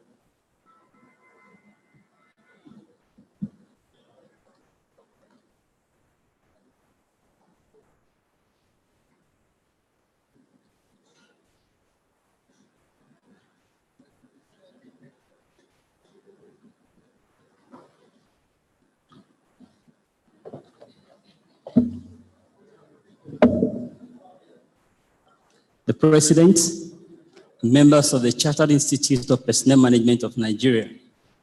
I want to start by thanking you for giving us the opportunity to serve as external auditors to the Institute. We have concluded our audits and we have our opinion on pages 48 and 49 of the annual report.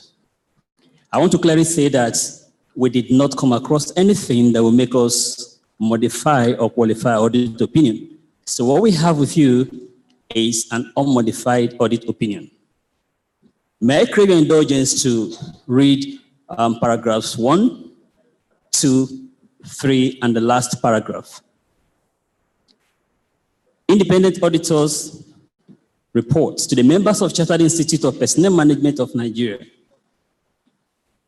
We have audited the financial statements of the Chartered Institute of Personnel Management of Nigeria, which comprise the statements of financial position as at 31st December 2018, and statement of the income statement, statement of income and expenditure and other comprehensive income, changes in members' funds, and cash flows for the year then ended, and the notes to the financial statements, including a summary of significant accounting policies.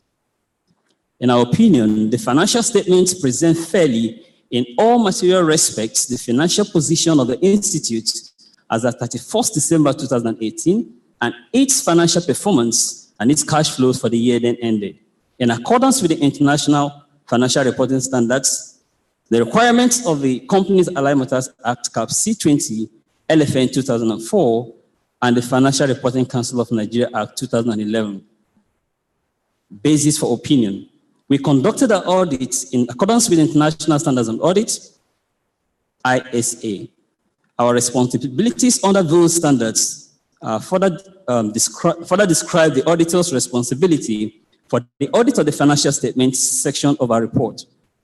We are independent of the Institute in accordance with the Institute of Chartered Accountants of Nigeria, ICANN Professional Code of Conduct and Guide for Accountants, which is consistent with the International Ethics Standard Board. For accountants, Code of Ethics for Professional Accountants, Part A and B, together with other ethical requirements that are relevant to our audit or the financial statements in Nigeria. And we have fulfilled our other ethical responsibilities in accordance with these requirements. We believe that the evidence we have obtained is sufficient and appropriate to provide a basis for our opinion. The last paragraph, please.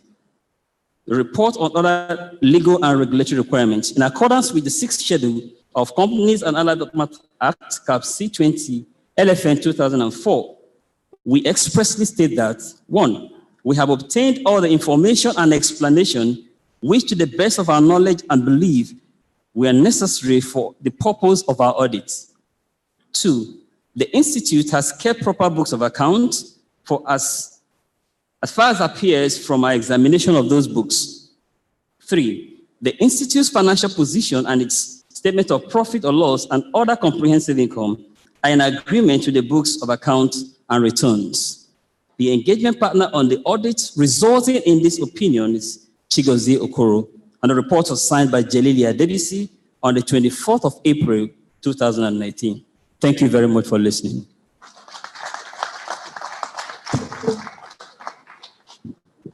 Thank you very much, Deloitte, for that report. So at this time, let's proceed to discuss our financial report as was presented by the National Treasurer. Comments, questions, areas you need some clarification? The floor is open.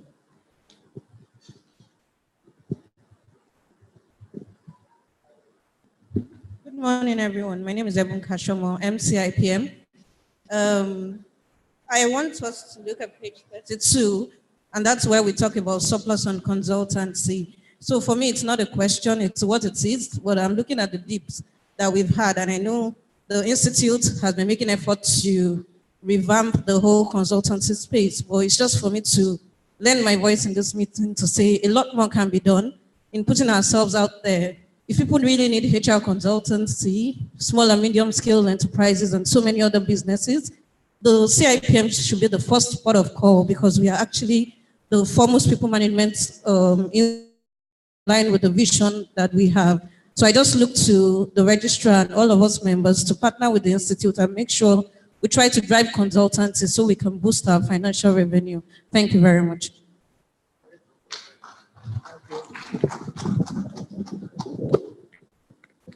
Thank you, Ebun. Any other question, comment? This is money matter. Please ask questions.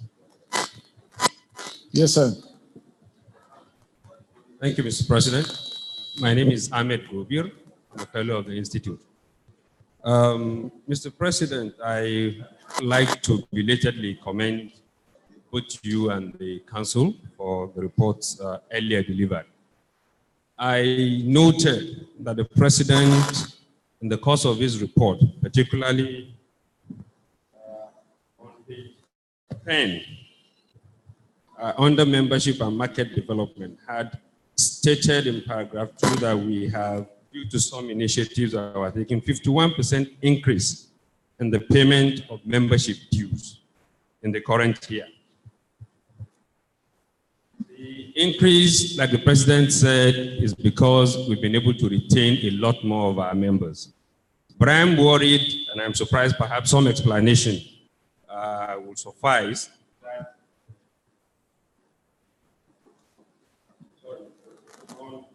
50 of the account,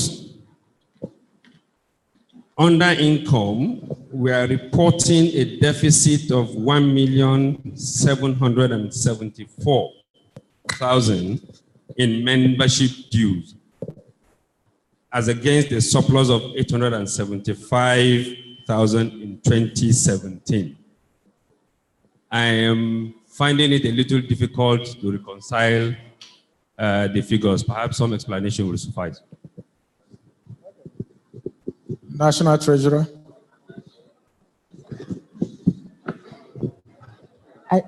Can you ask the question again, please?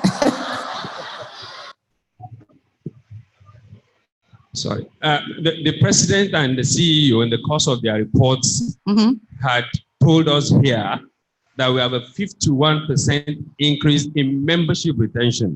Okay. Which automatically should translate to members paying their membership dues. But yet we are reporting a deficit of 1,771,000 in the account in membership dues, as against 875,000 surplus in 2017. I'm hard at reconciling the two. That's what I'm saying. I think I'm looking at it as being two different issues. We are looking at last year and the present period, sir.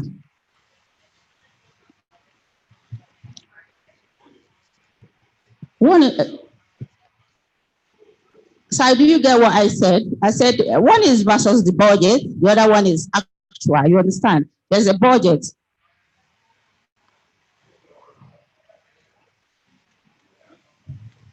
Maybe we should let the accountants or the auditors explain this. Finance. Now, Mr. Edward, come around, please. Mr. Edward, can you help us with that? Mr. President, sir, and members of the AGM, I will quickly refer us to that same page 50. And I would like to draw the attention of our fellow to immediately under the next row, we have subscription on that particular row. Now, if we check the subscription on that row in 2018, we have 65 subscription on the first row, sir. Yeah. So we have 65.6 million compared to 54.4 million. The membership income referred to by our fellow is not actually that of the subscription, as we've already stated that of subscription on row 2. That is actually the income of members upgrade. And as I've stated, for 2018, the fellows gathering was shifted from 2018 to 2019. So whatever revenue that's supposed to have accrued to the members' income in that particular year did not occur in that particular period. And it's now in 2019. So I hope that answered that. Mr. President, what Mr. President said is increase in retention of members, not admission. So we cannot confuse subscription with membership income.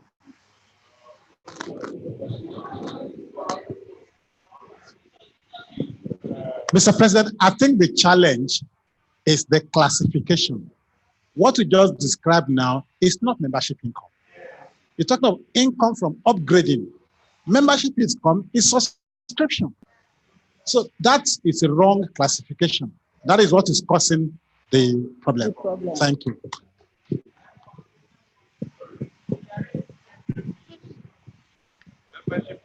You know, there's always an opportunity to learn, so that next time when this is being documented, we can classify it appropriately.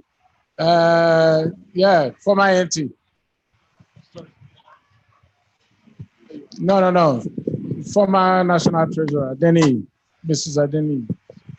Thank you so much, Mr. Chairman. I actually understood the president's presentation that we had 51% increase in membership retention to mean that the debts, you know, we have membership subscription that had not been paid, a lot of membership who had been inactive, and that we've been able to resuscitate reactivate their membership, and they've been able to pay subscription to that level of 51%. And so we saw that as a plus, and it was heartwarming. But with the explanation given by Mr. Edwards, it means that it's just services rendered by the institute that members were able to pay for, which is, like Dr. Law has explained, should be classified. It should be classified differently so that we'll have a true picture of what is happening. Thank you. My name is Ifoma Adeni.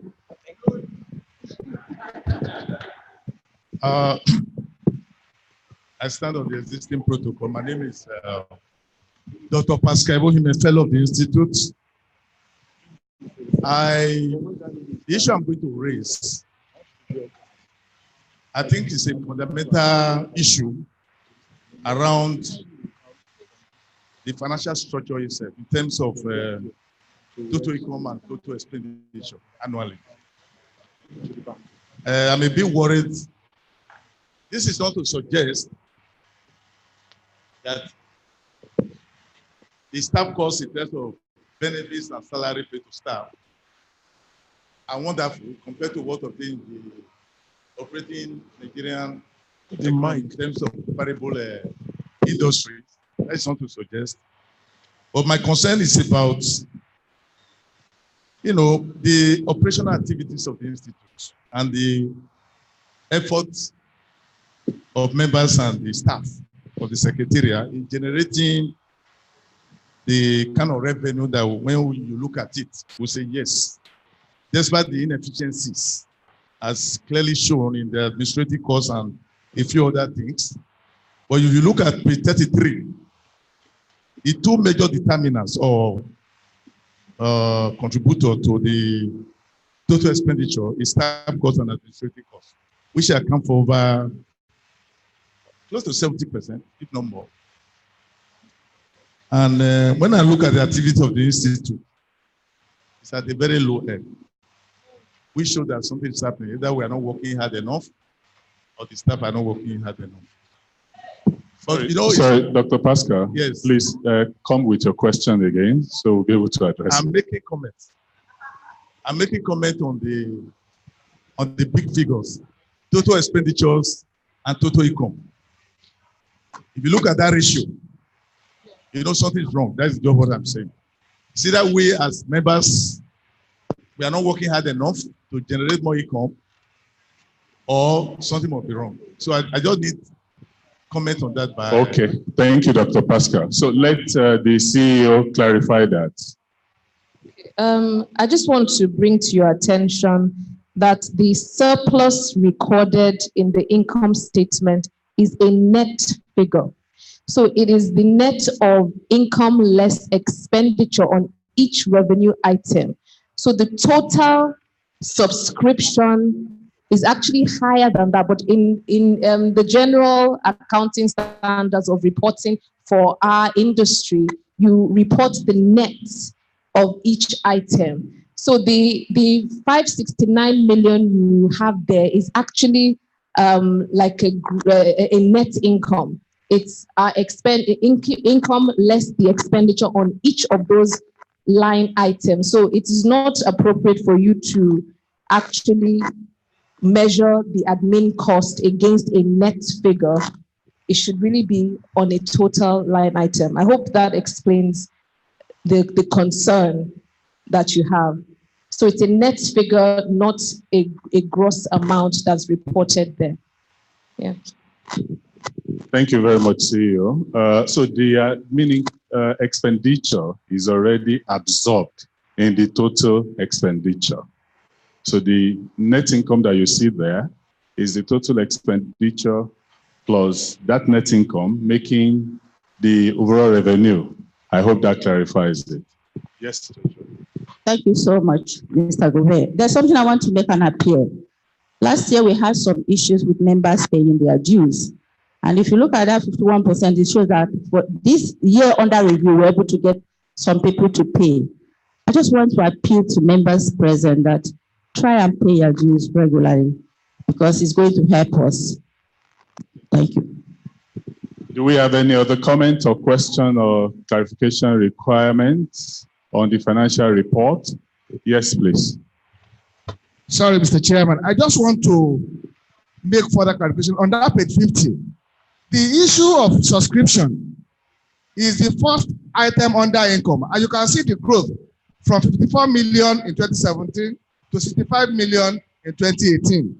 That shows where the increase in membership has actually reflected in the subscription income. The one we are referring to, if you look at note 14.A, that is on page, you will see that page 75, that is exactly what the past president is talking about, that it was actually for fellows' nights, not for subscription. So the two should not be confused. All right, thank you, sir. I think enough clarification has been made on that. What is important is the performance is positive. We will be careful in our next report to make sure there is no further confusion. So do we have any other comment? In the absence of any other comment or question, can we have a member move the motion for the adoption of our financial report?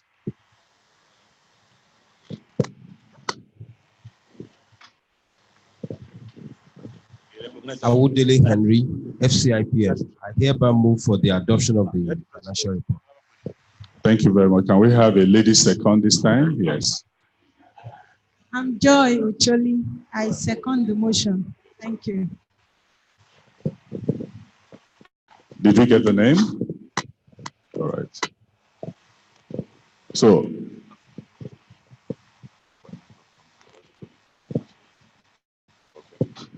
can we have the external auditors please excuse us so that we can have members vote on whether or not to accept the report?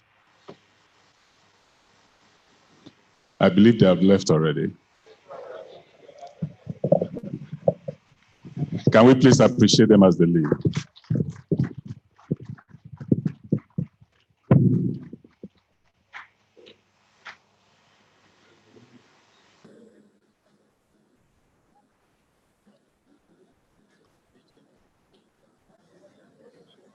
Upon the discussion of the financial report and the motion that is moved for its adoption, can we have those who are in support of adopting the financial report indicate by saying hey? I think the hays have it. There is no nay. Thank you very much. Well, we don't have the audit committee in the room, so we now need to confirm the appointment of the audit committee. So the auditor, the external auditor,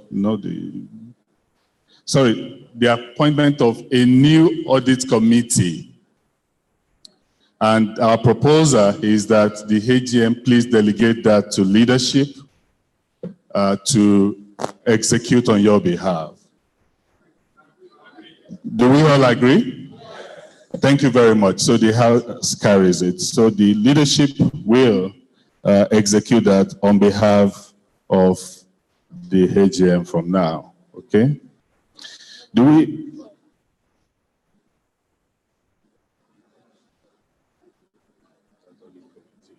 Are you talking about external auditors? Okay, so we have covered external auditors. Now we need to look at the audit committee. Now we need to look at the external auditors and their remuneration. The reason we asked them to leave the room is one, so that we can decide on the financial report, and secondly, so that we can either confirm or not confirm their reappointment and remuneration. So I want to put it before the House.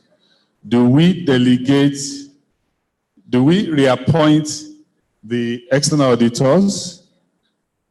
If we believe we should, I want us to indicate by our haze. Or do we not reappoint them?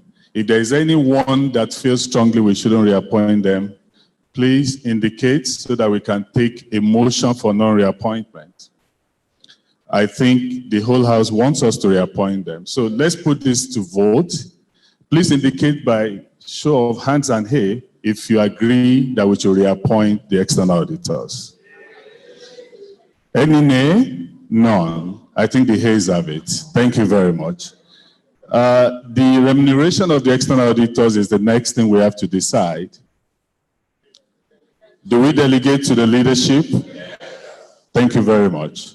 So the House has concluded that the external auditors are reappointed for another year and their remuneration be determined by leadership. Now we're going to move into any other competent business. Any other competent business?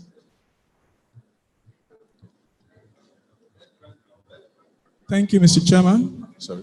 Professional colleagues, I want to congratulate us once again for celebrating our 50th anniversary and AGM. But something is missing. I tried to raise this, maybe my registrar in the forum of the celebration must have forgotten. We're proud to say that we started from Yabatek. Over time, we must have done something. But while celebrating this 50th anniversary, there was nothing to touch base with that institute. We're proud to say in our history that everything that we are today actually started from that department in Yabatek. What have we done to touch base? I think we need to do something. Number two, I also want to inform Ma, it was not in the appointment. We are proud to say the current registrar, CEO of Yabatek, is one of us, Dr. Kayode Momodu. He was appointed last year. Though it was not stated in the appointment, maybe not communicated. But officially, and I want you to note it, we need to do something and more so to celebrate one of our own. Why is there? So we need to touch base. Let's see what we can do. Whatever we must have done in the past, I know we have done something, but for the 50th anniversary celebration, let us touch base and remember that institute for granting us the starting point to be where we are today. Thank you. Once again, I'm Dr. Dayo Badejo.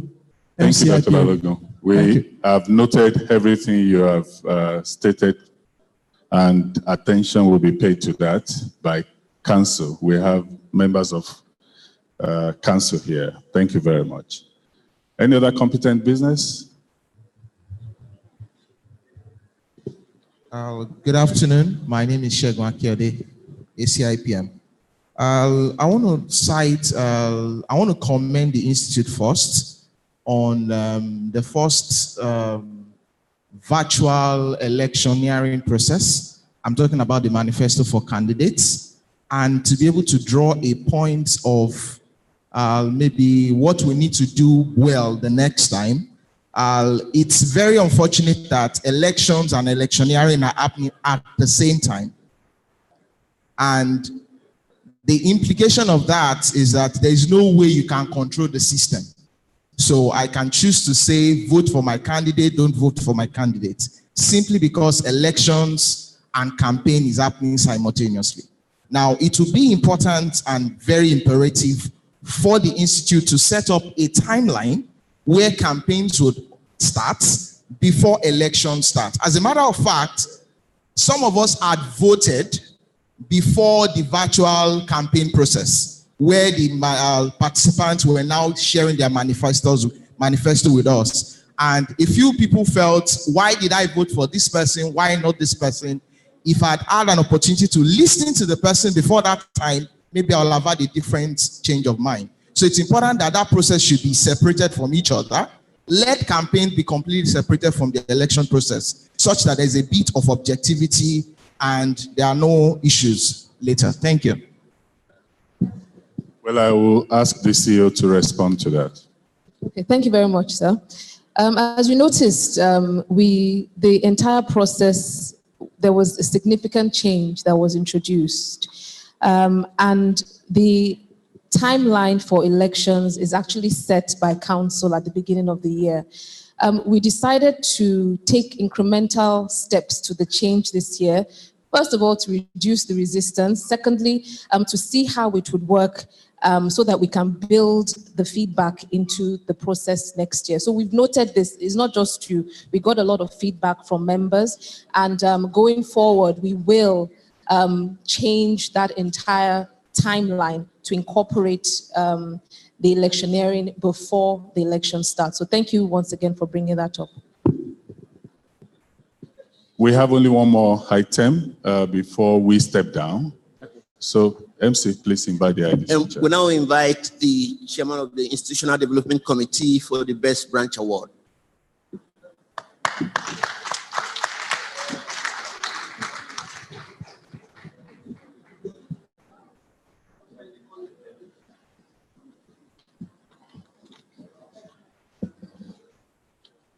Chairman, please permit me to stand on existing protocols. My name is Collins Edebury, FCIPM. I'm chairman of the Institutional Development Committee. As you're aware, the Best Branch and Most Improved Branch Awards used to be given at the annual conference. However, after the consideration and approval of the Governing Council, the awards have been moved to the AGM. And this will be the first that will be awarding at an AGM. So this is historic. I'm sure those who win will also say, we're the first that won the Best Branch Award in an AGM setting and not a national conference setting. Okay? But it's also very important that we take note of that so that we get used to it. So don't come to the conference in October and say, why didn't they do that activity again? It will not happen every year at the AGM. Our committee, after thorough assessment of the performance of the state branches from September the 1st, 2017 to December 31st, 2018, using the approved criteria, I've come to the following decisions. There were 22 states that submitted their reports as against 21 the previous year. I would take the first 3 positions. Then I will go to talk to you about the most improved state branches. As we recognize the stars, it's always good to also recognize those who are making incremental progress. And that's very important for us. They will soon become stars by themselves. So we need to always put that on record. At the 3rd position this year, with a massive point of 91.50 over 100, this is very massive. In a normal way, in some other challenging environment, this would be a winner. But they are in the 3rd position. And very sadly for me, I'd like to announce that position goes to Rivers State. You can say why I say very sadly for me. I want to put on record though, even though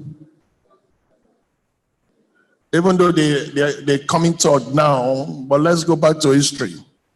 The year that we started the Best Branch Award, the first ever branch to win that award was Rivers, and they won it for the next 3 years. I had a break for 1 year and came back and won it for another 3 years. I think it's that 3-3-3 thing that's making them come third this time. I'd like to invite our past president, Mr. Victor Eboro-Jalloh, come and make this presentation to my state branch, Rivers State. Can we invite the chairman or a rep from Rivers State? I saw the immediate chairman a while ago. It will just be out of place for me to be receiving it. Rivers State. Is there anybody from Port Harcourt in this place, in this AGM? I saw Wale a while ago, immediate past chairman. Okay, should I take it for myself?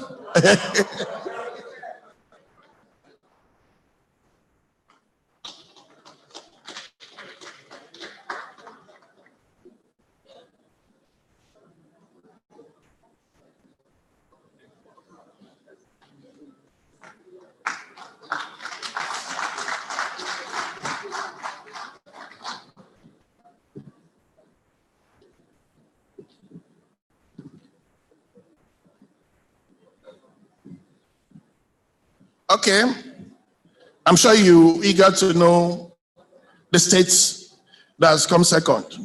With 93.25%, second position goes to Osun State. Osun State, they were winners 2 years ago. Osun State. I'd like to invite Dr. Oladimeji Aloh, past president. He's also from Osun State. When I called his name, he thought to say, come and receive the award, not to present the award. Osun, the year you won the award in Abuja, we didn't hear a word. You were dancing, you had Ashwebi. What happened this year? Dance. He gave us special Osun steps 2 years ago when you came first.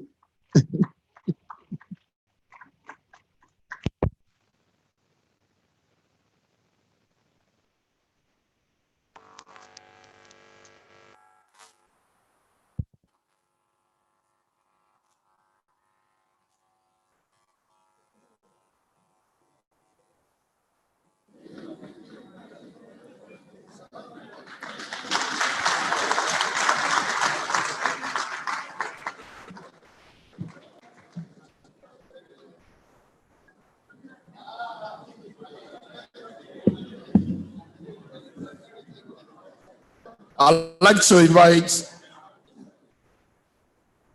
the immediate past president to do the honors of presenting the overall branch, Best Branch Award.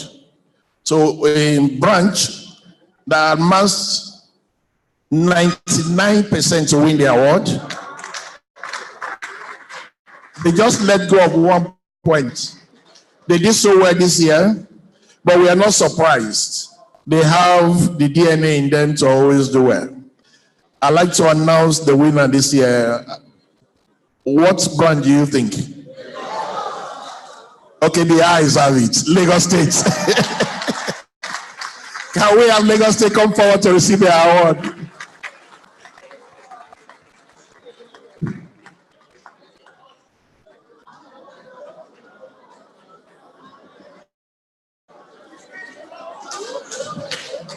Lagos. Maybe they are still in Abeokuta, they've not come back.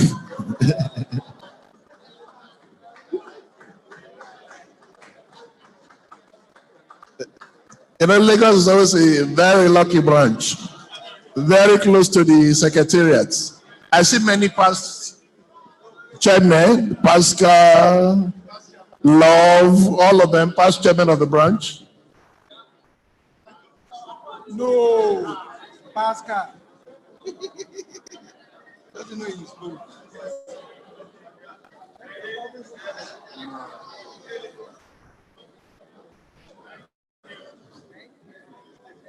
Thank you, sir. Well, which will be the next one? The most impressive branch.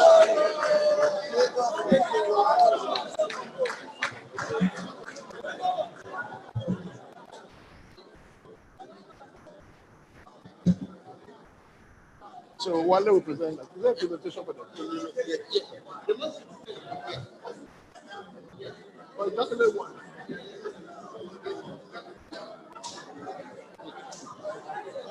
Or we'll do that in a minute. Or they just come and take it from me. Oh, okay. So let me go on.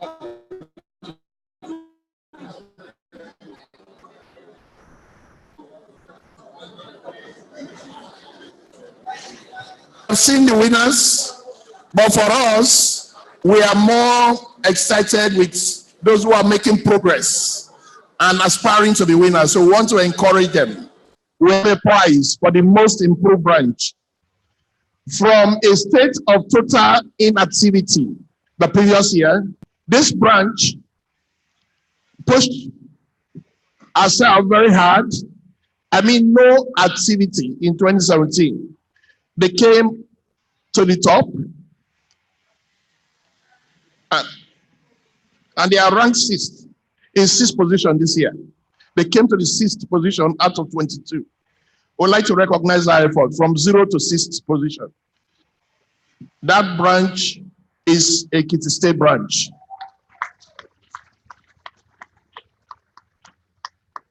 Ekiti, there's a gift for you. And this is to encourage you to improve beyond the sixth. Give Lagos or Osun and Rivers.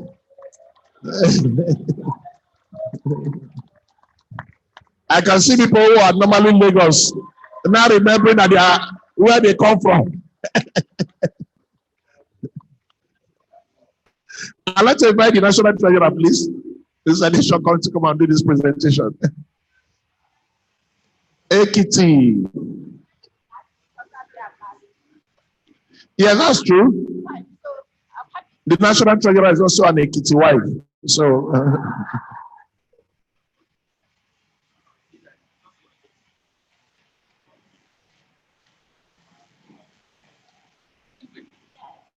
yeah, that's what we just said. But Sonny is Ekiti in diaspora. Okay, we're going to present certificates to 5 states for making progress. The first of those 5 states will be Enugu State, Ogun State, Kaduna State, Kogi, and Cross River State. All of you come forward, I'll give you your certificates. Enugu State moved from 21st position to the 12th position. Ogun State moved from the 10th position to the 4th position. Kaduna State moved from the 14th position to the 9th. Kogi moved from the 11th to the 7th. And Cross Rivers came from the 20th to the 16th. We'd like to recognize your efforts. Enugu. Ogun.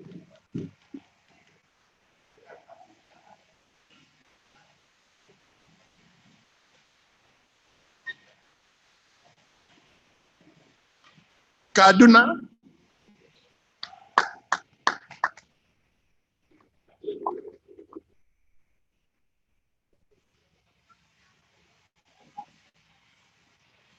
Kogi.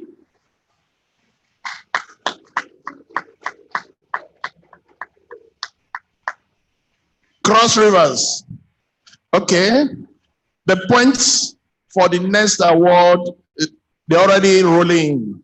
So when you call people like this and you don't see a representative from Cross Rivers, Enugu State, and AGM, those are the points that also count. Thank you for this moment. I'd like to hand over back to the chairman of the meeting. Can we put our hands together for the chairman of IDC and all the branches that have done us proud?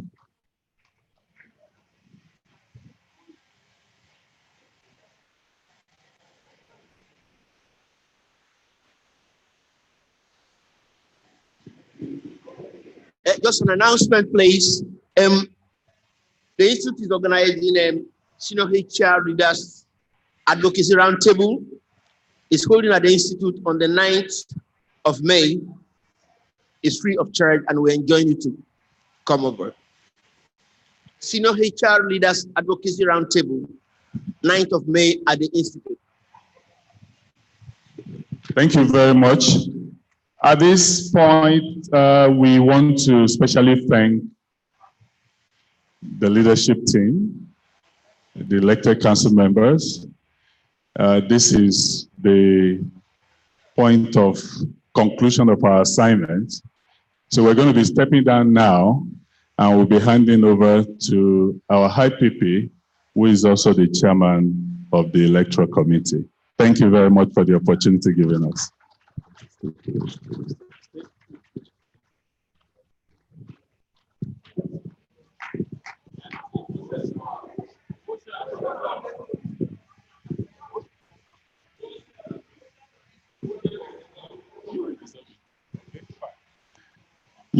Well, I wanted the cup to pass over me to the IPP, but the House wants me to take the motion for dissolution.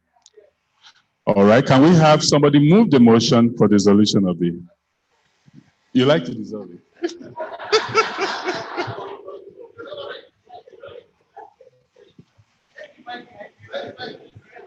The mic is behind you, Alaji.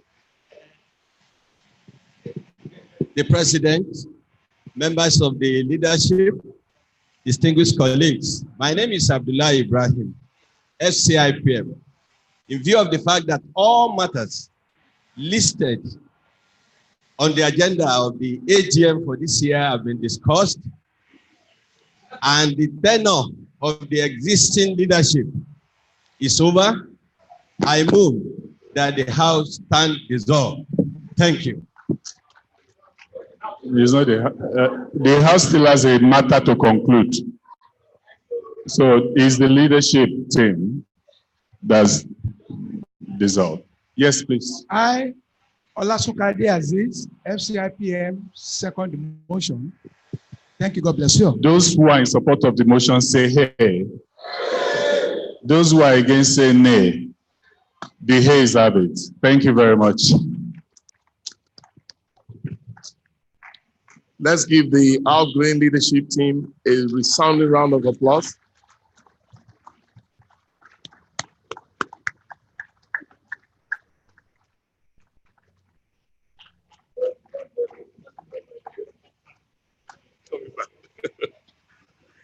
Okay, so it's my pleasure to welcome you, all protocols duly observed, to the election of national officers. Actually, we've just undertaken the first task that was mine to undertake, which was to dissolve the outgoing leadership and elected council members. So let me start by introducing to you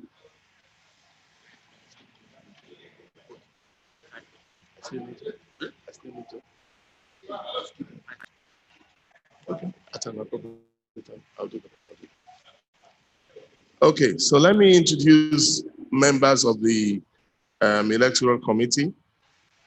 I'm Anthony Arabome, fellow of the Institute, immediate past president and chairman of the electoral committee. Mr. Muazu Suleiman, MCIPM, is a member. Please come up to the stage. Welcome him, make him feel welcome.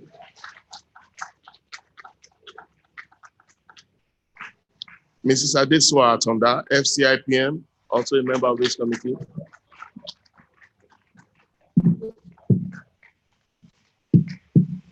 Mr. Henry Onukwaba, MCIPM, a member of this committee.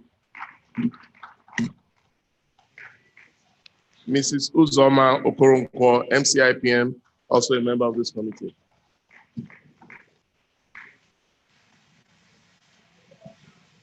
And Mrs. Ajibola Ponle, MCIPM, our registrar and CEO, who will serve as secretary to this committee.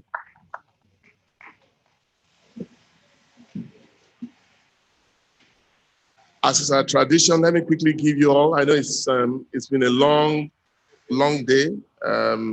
Started off at 10 a.m., but it's appropriate to do things properly. So let me give a quick background to how we came to this item on our program this afternoon. You recall that the notice of the meeting and minutes of this fortnight AGM were circulated to members via email, or if you like, e-newsletter, on the 22nd of February 2019, and again at the 2019 Fellows Gathering held on the 24th of March this year.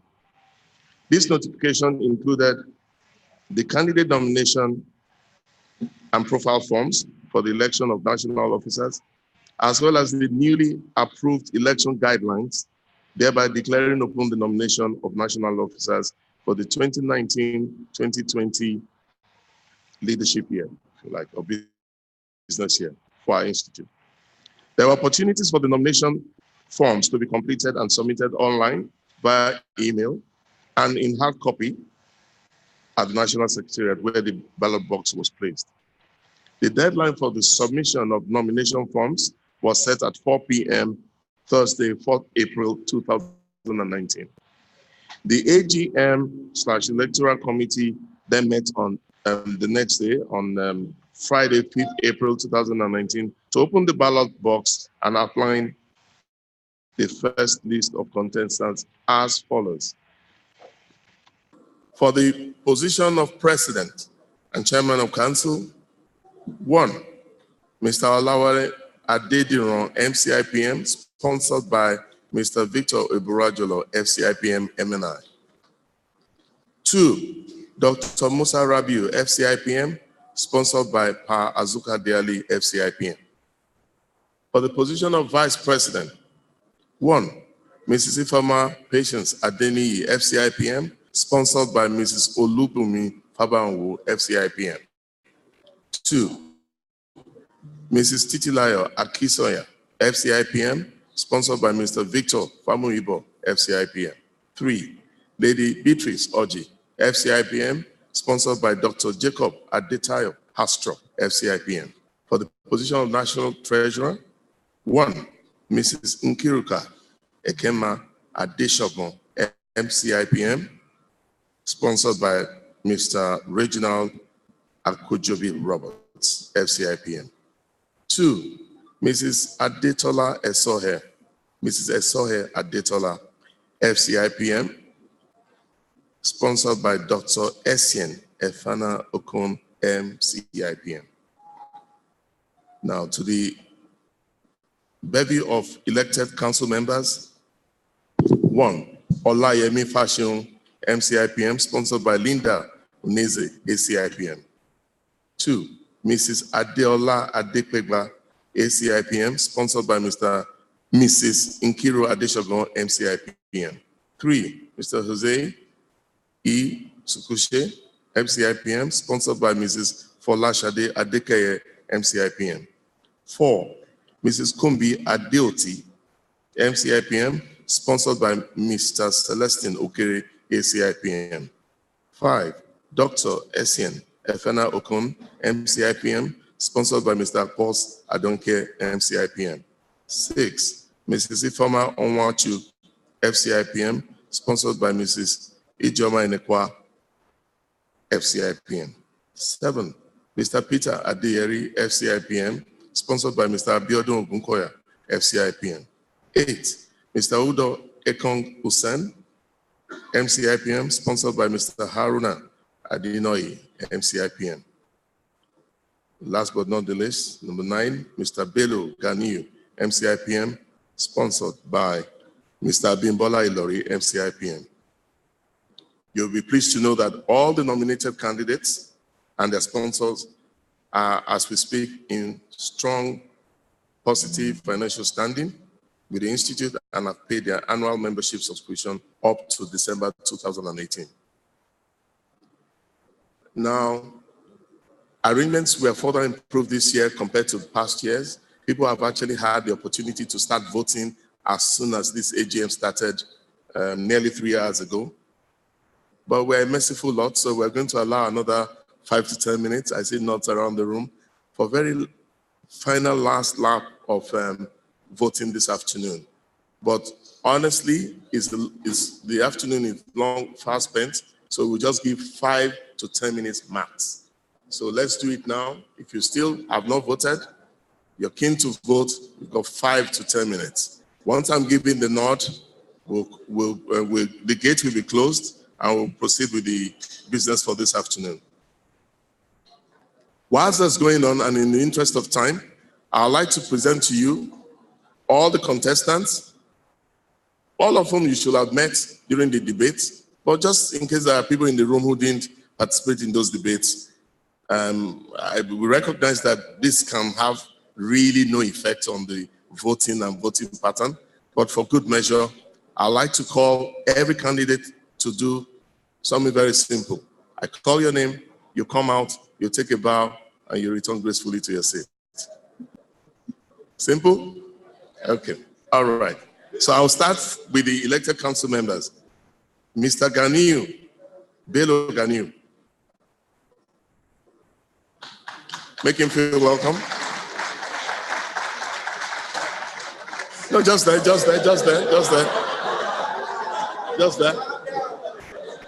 Where you can be seen very well. Take a bow. That's it. Thank you very much.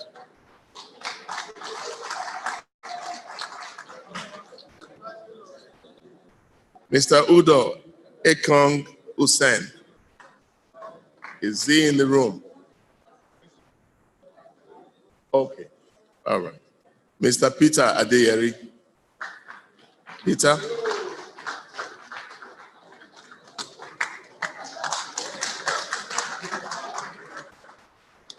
Take a bow.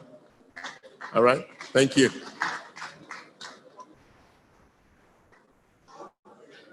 Mrs. Ifama Wachu.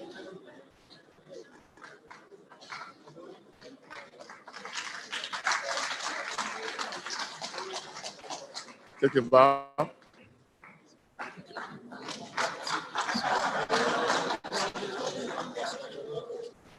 Okay.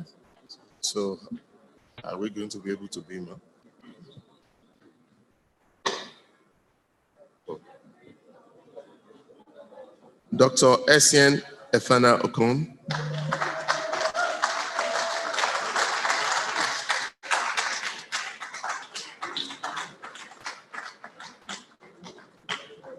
Thank you.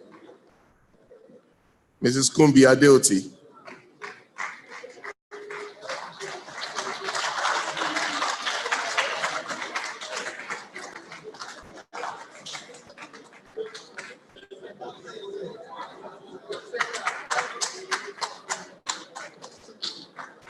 Thank you. Mr. Jose Sukushe. Mrs. Adeola Adekpegba. Adeola Adekpegba.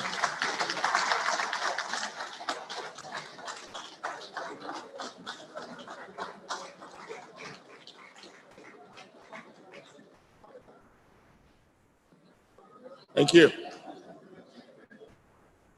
Mr. Alayemi Fashion.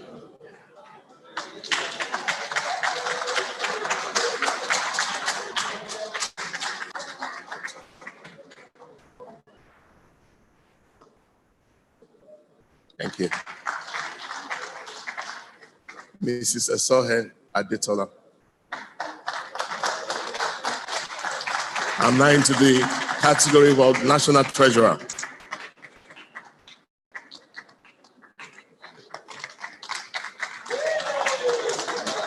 Thank you. Mrs. Nkirika Ekema Adeshogun.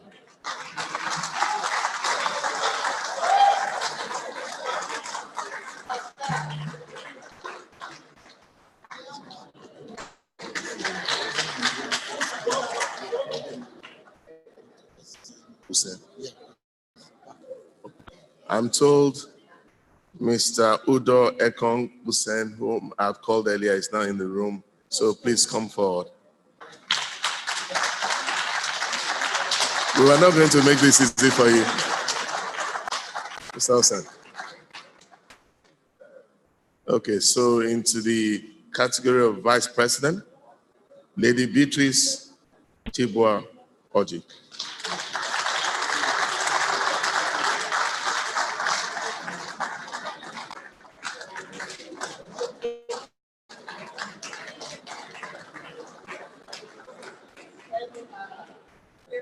Mrs. Titilaya Akisoya has joined all through virtually. She's not in the room, but she's the middle candidate. So, and still in that category, the last but not the least, Mrs. Ifoma Patience Adeni.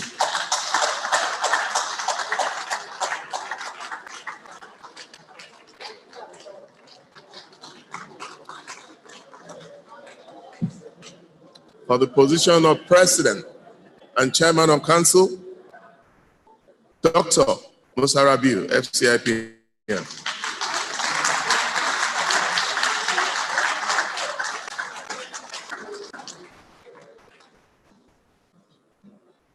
Mr. Olawale Adediran, MCIPM.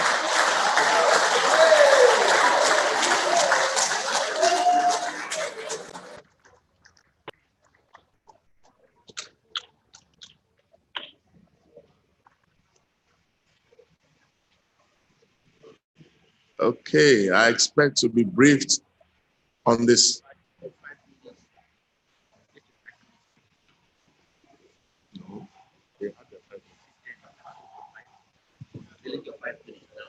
Yeah, seeing the horse trading going on, I should give 5 more minutes. Okay, 5 minutes max. 5 minutes. I'm told the second half of my 5 to 10 minutes. That's why you shouldn't use ranges. Just be very specificity is always better with negotiators like Charles. Okay, so 5 more minutes and then we get on to it.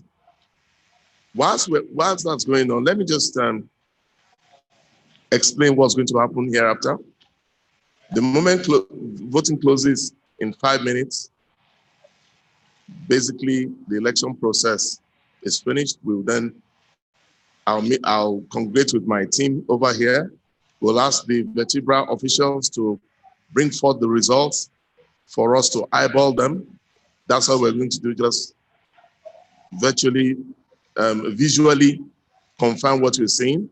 And then I will call out the results and they will be beamed simultaneously in the overhead screen just up behind our back. And then we will then do the declaration of the new president, who will be invited to make his inaugural speech. And then we close this process at the Secretariat, where I'll accompany them to take the oath of allegiance. So 5 minutes, and we should be into the final phase of the process. Thank you.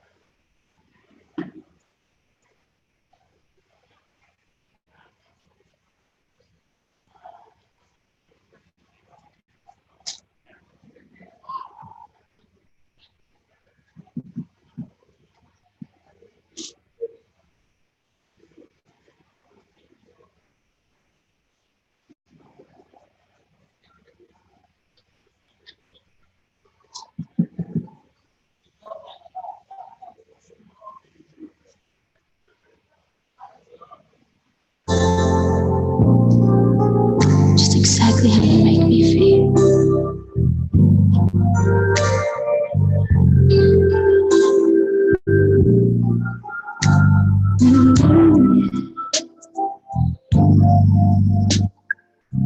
I wanna see you next to me.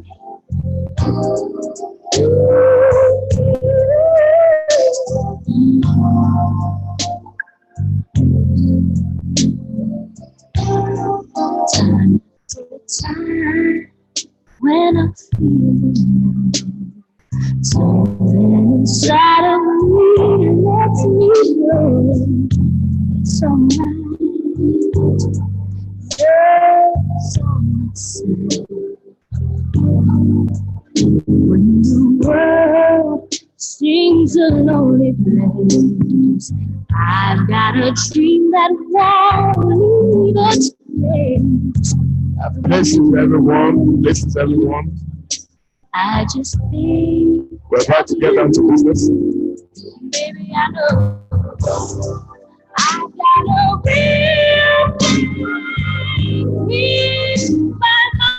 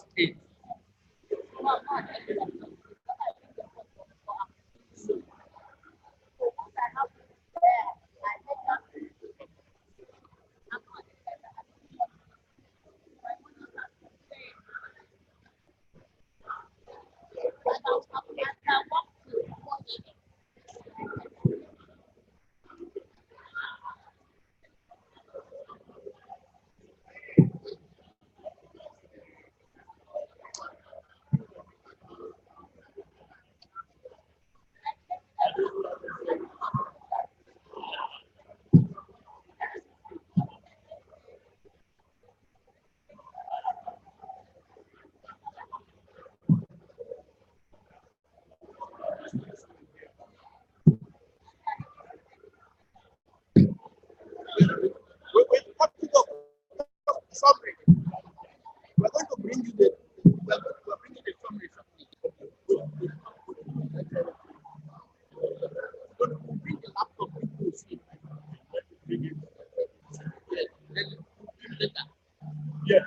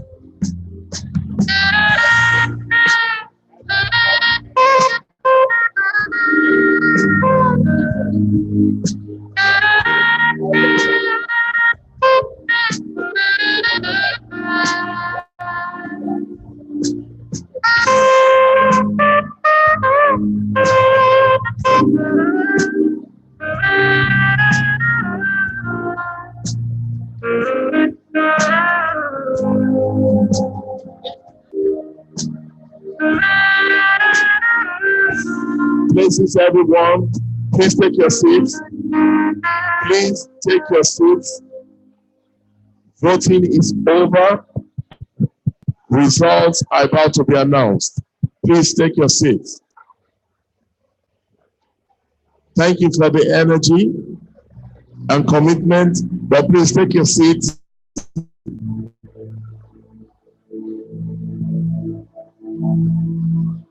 Take your seats. The results are ready. Please take your seats. The results are ready.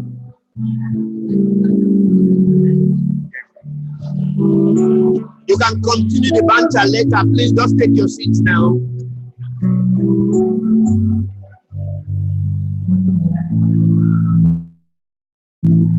The time you're waiting for is here.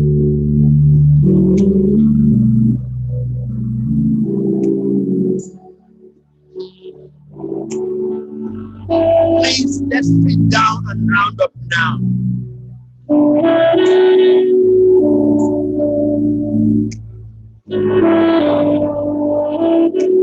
Please sit down. Let's round up now. At the second house now, let's release the result. Please sit down.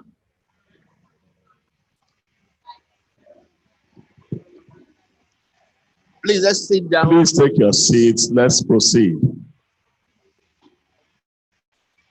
Thank you. Okay, so the Vertebra Group have presented the results. And myself and members of the Electoral Committee have eyeballed them, and we want to present them to you, starting with the category of council members. I'm going to call out the names and the number of votes cast, and then once I finish with the category, all the results will be beamed overhead. We give you a couple of seconds to take them in, and we'll go to the next category.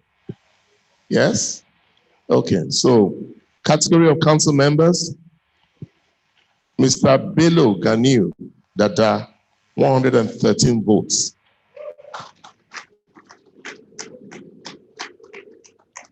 Mrs. Adeola Oludayo Adepegba, 158. Mr. Jose Ezekiel Sukushe, 170. Mr. Hussein Ekong Udo, 218. Peter Aderogba Adeyeri, 245. Mrs. Ifama Chinyere Onwachu, 250. Oluyemi Olabode Fashion, 286. Essien Timothy Efana Okon, 329. Mrs. Omokumbi Adeoti, 330.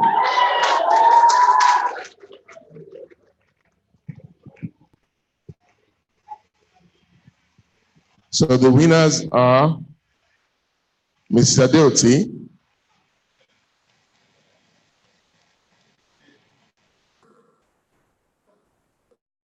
Essien Efana Okon, Yemi Fashion, Ifeoma Onwachu, Peter Adeyeri.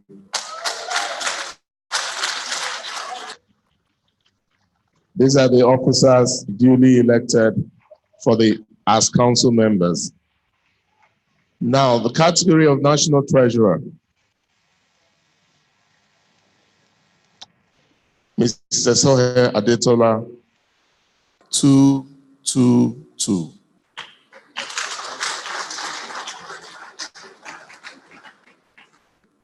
Mrs. Nkiruka Ekema Adeshogun, 256.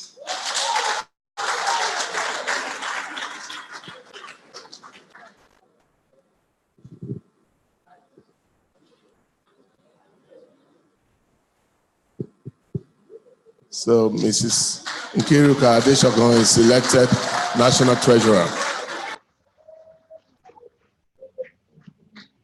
For the position of Vice President, Mrs. Ifeoma Patience Adeniyi, 147.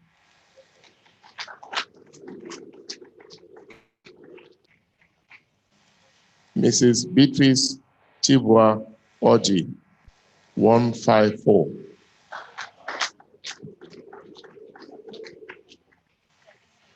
Mrs. Titilayo Ajoke Akisoya, 183.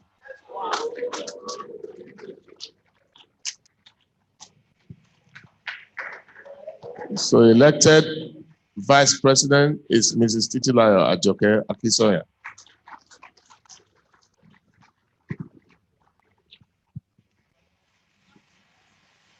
For the grand position of President and Chairman of Council,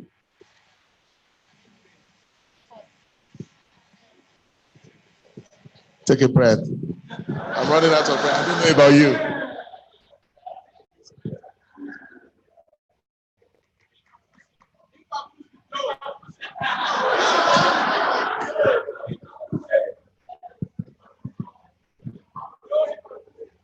I don't know why you are hurrying the sunshine. It's down to the electoral committee and we have the power. You have to check us out. Okay, so President, Dr. Musa Rabiu, 185.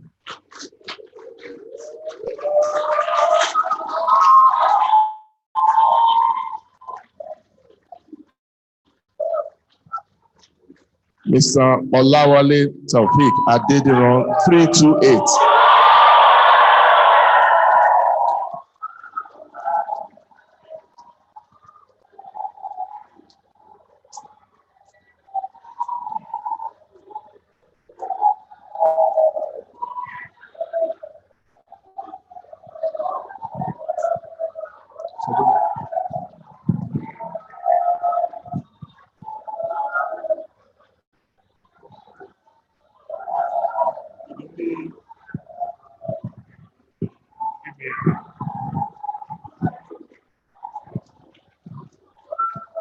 Okay.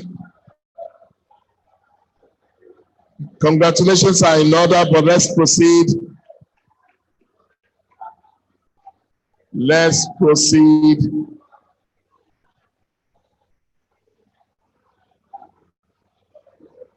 Please, let's proceed. Take your seats. Take your seats. Take your seats, please.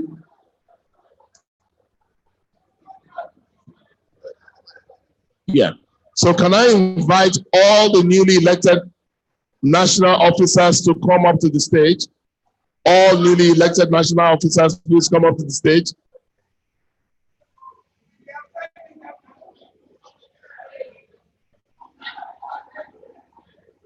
All newly elected national officers to the stage, please. Please, this way, this way. Please come up the stage. You can greet them later.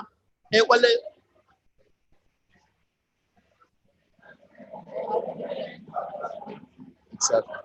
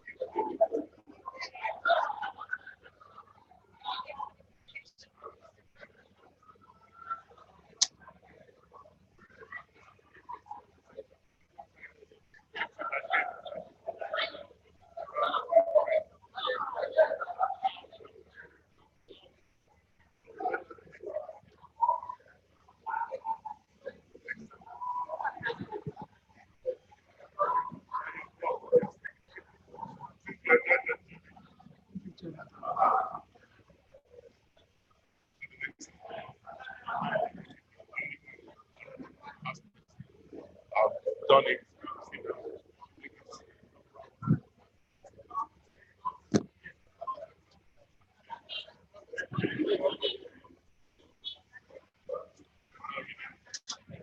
They have access to a web. Trying to figure out how to manage it. Maybe you should as well. When you send to us, Yeah. Yeah. Between herself and I, we'll take them through it and that. But I think you should come. But before you leave, let me invite, please take your seats. Congratulations. Can I invite the only member of the past President's College still around, Mr. Victor Iborajola, to please join me so we can together adorn the new President and Chairman of Council of the Chartered Institute of Personnel Management of Nigeria, Mr. Olawale Taufik Adediran.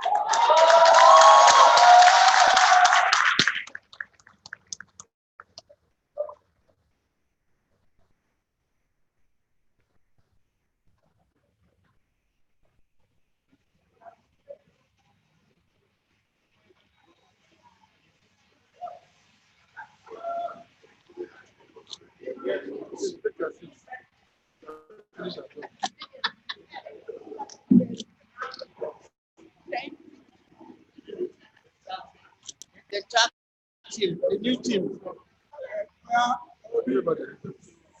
And then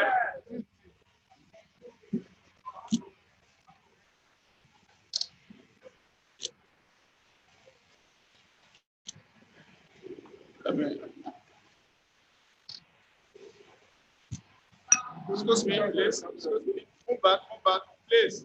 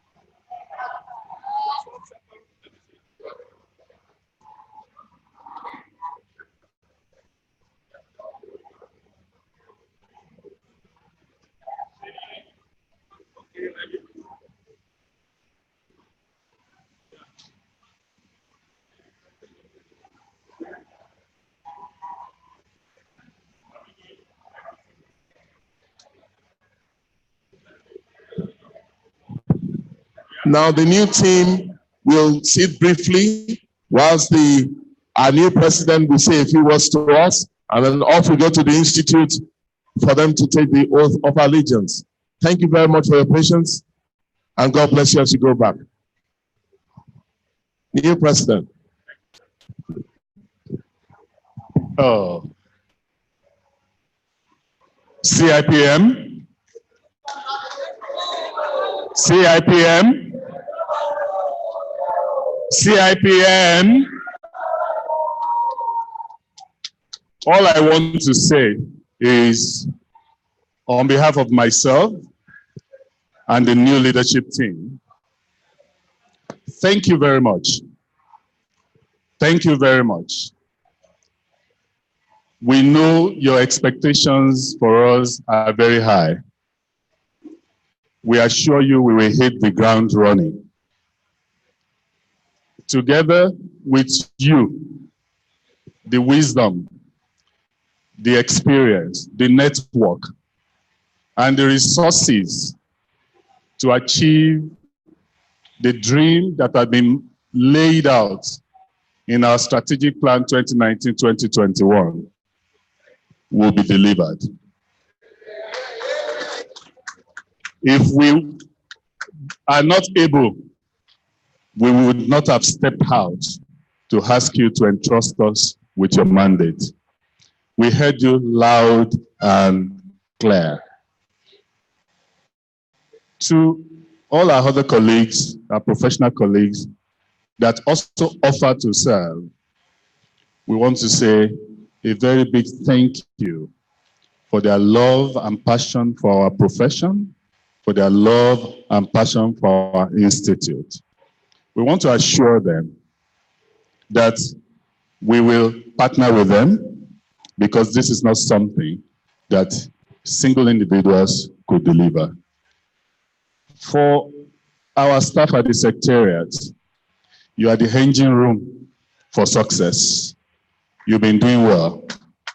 You will yet do well, but there's a lot of work to do. And I have confidence that our CEO and registrar, who have been providing leadership at the Secretariat, will yet continue to provide that strong leadership.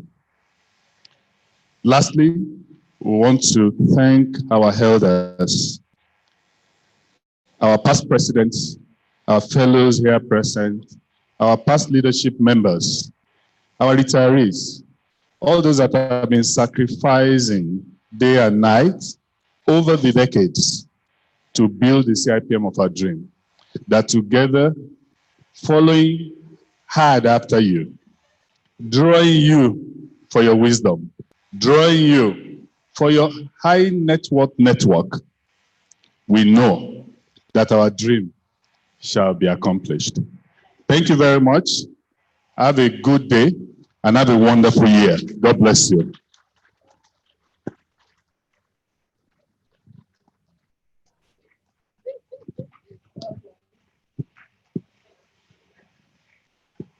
Yes, sir.